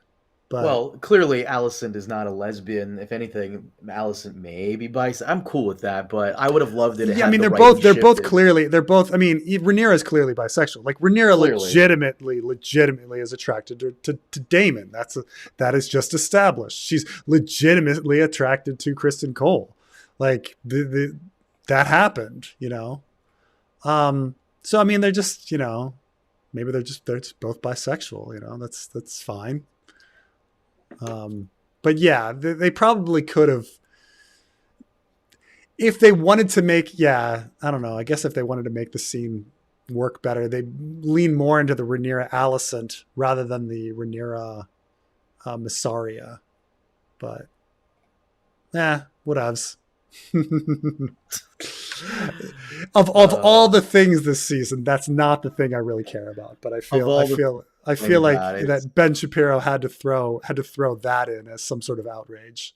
It is what it is. It is what it is. While I still have my blue check mark, I'll just spend my time calling that bullshit out, because I called it out. He's an asshole for that, because he went out of his way to disrespect Emma Darcy for no reason. Yeah, it was really weird. It was very weird because he disrespects her. He's like, this because like Emma Darcy is some odd, we don't know what gender she is, but she's still an attractive woman. He like throws in like, I still think she's hot, like at the end, which is very weird, right? Mm-hmm. What a weirdo. It's like, oh God, Trump did the same thing to Kamala. Right? Did you hear the weird Trump thing about like him like commenting about how beautiful Kamala was? Yeah, he's losing his mind, and it's one of the reasons I know, because I got criticized by this earlier, and in my own Discord server, which I'll accept, because people don't like it when I go on Destiny sometimes. Ironically, I didn't lose any subscribers or patrons this time, like I did the last couple of times. But they're all gone. You can't lose what you don't have anymore. That's true. No, ironically, Destiny is the only one of the very few people actually calling Trump out on this, and Trump supporters who are YouTubers and making them look like absolute fucking idiots. So I know people don't like his Palestinian takes. That's fair, but if there's one thing you can respect him on, is that he's actively taking the fight to all these dumb fuck YouTubers who are simping for Trump and making them look like fools. So I appreciate that much, at least. Yeah, I mean, also in a very general apology to almost everyone online, like when you're recording so much of your life, like people are going to find something that you don't like and like focus on that one aspect of a, and focus on it and like be like, I don't like that person. In real life, we tend not to do that, right? We don't need know to come that in as here, much. by the way. You need to come in on another.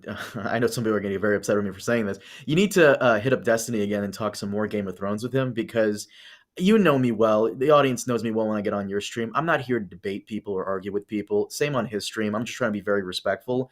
So I was a little like hesitant to push back, but he said a couple of things that I'm sure you wouldn't agree with. So I'm going to clip it and upload it. Watch it if you want, and schedule another convo with him. All right, I'll do one more super chat. I think secure borders are better than unsecure ones. Maybe if Manchin can accept donations as a Dem, you can be a Republican. No, I don't think there's any way to classify me as a Republican. I mean, keep in mind that like I believe climate change is real and the government needs to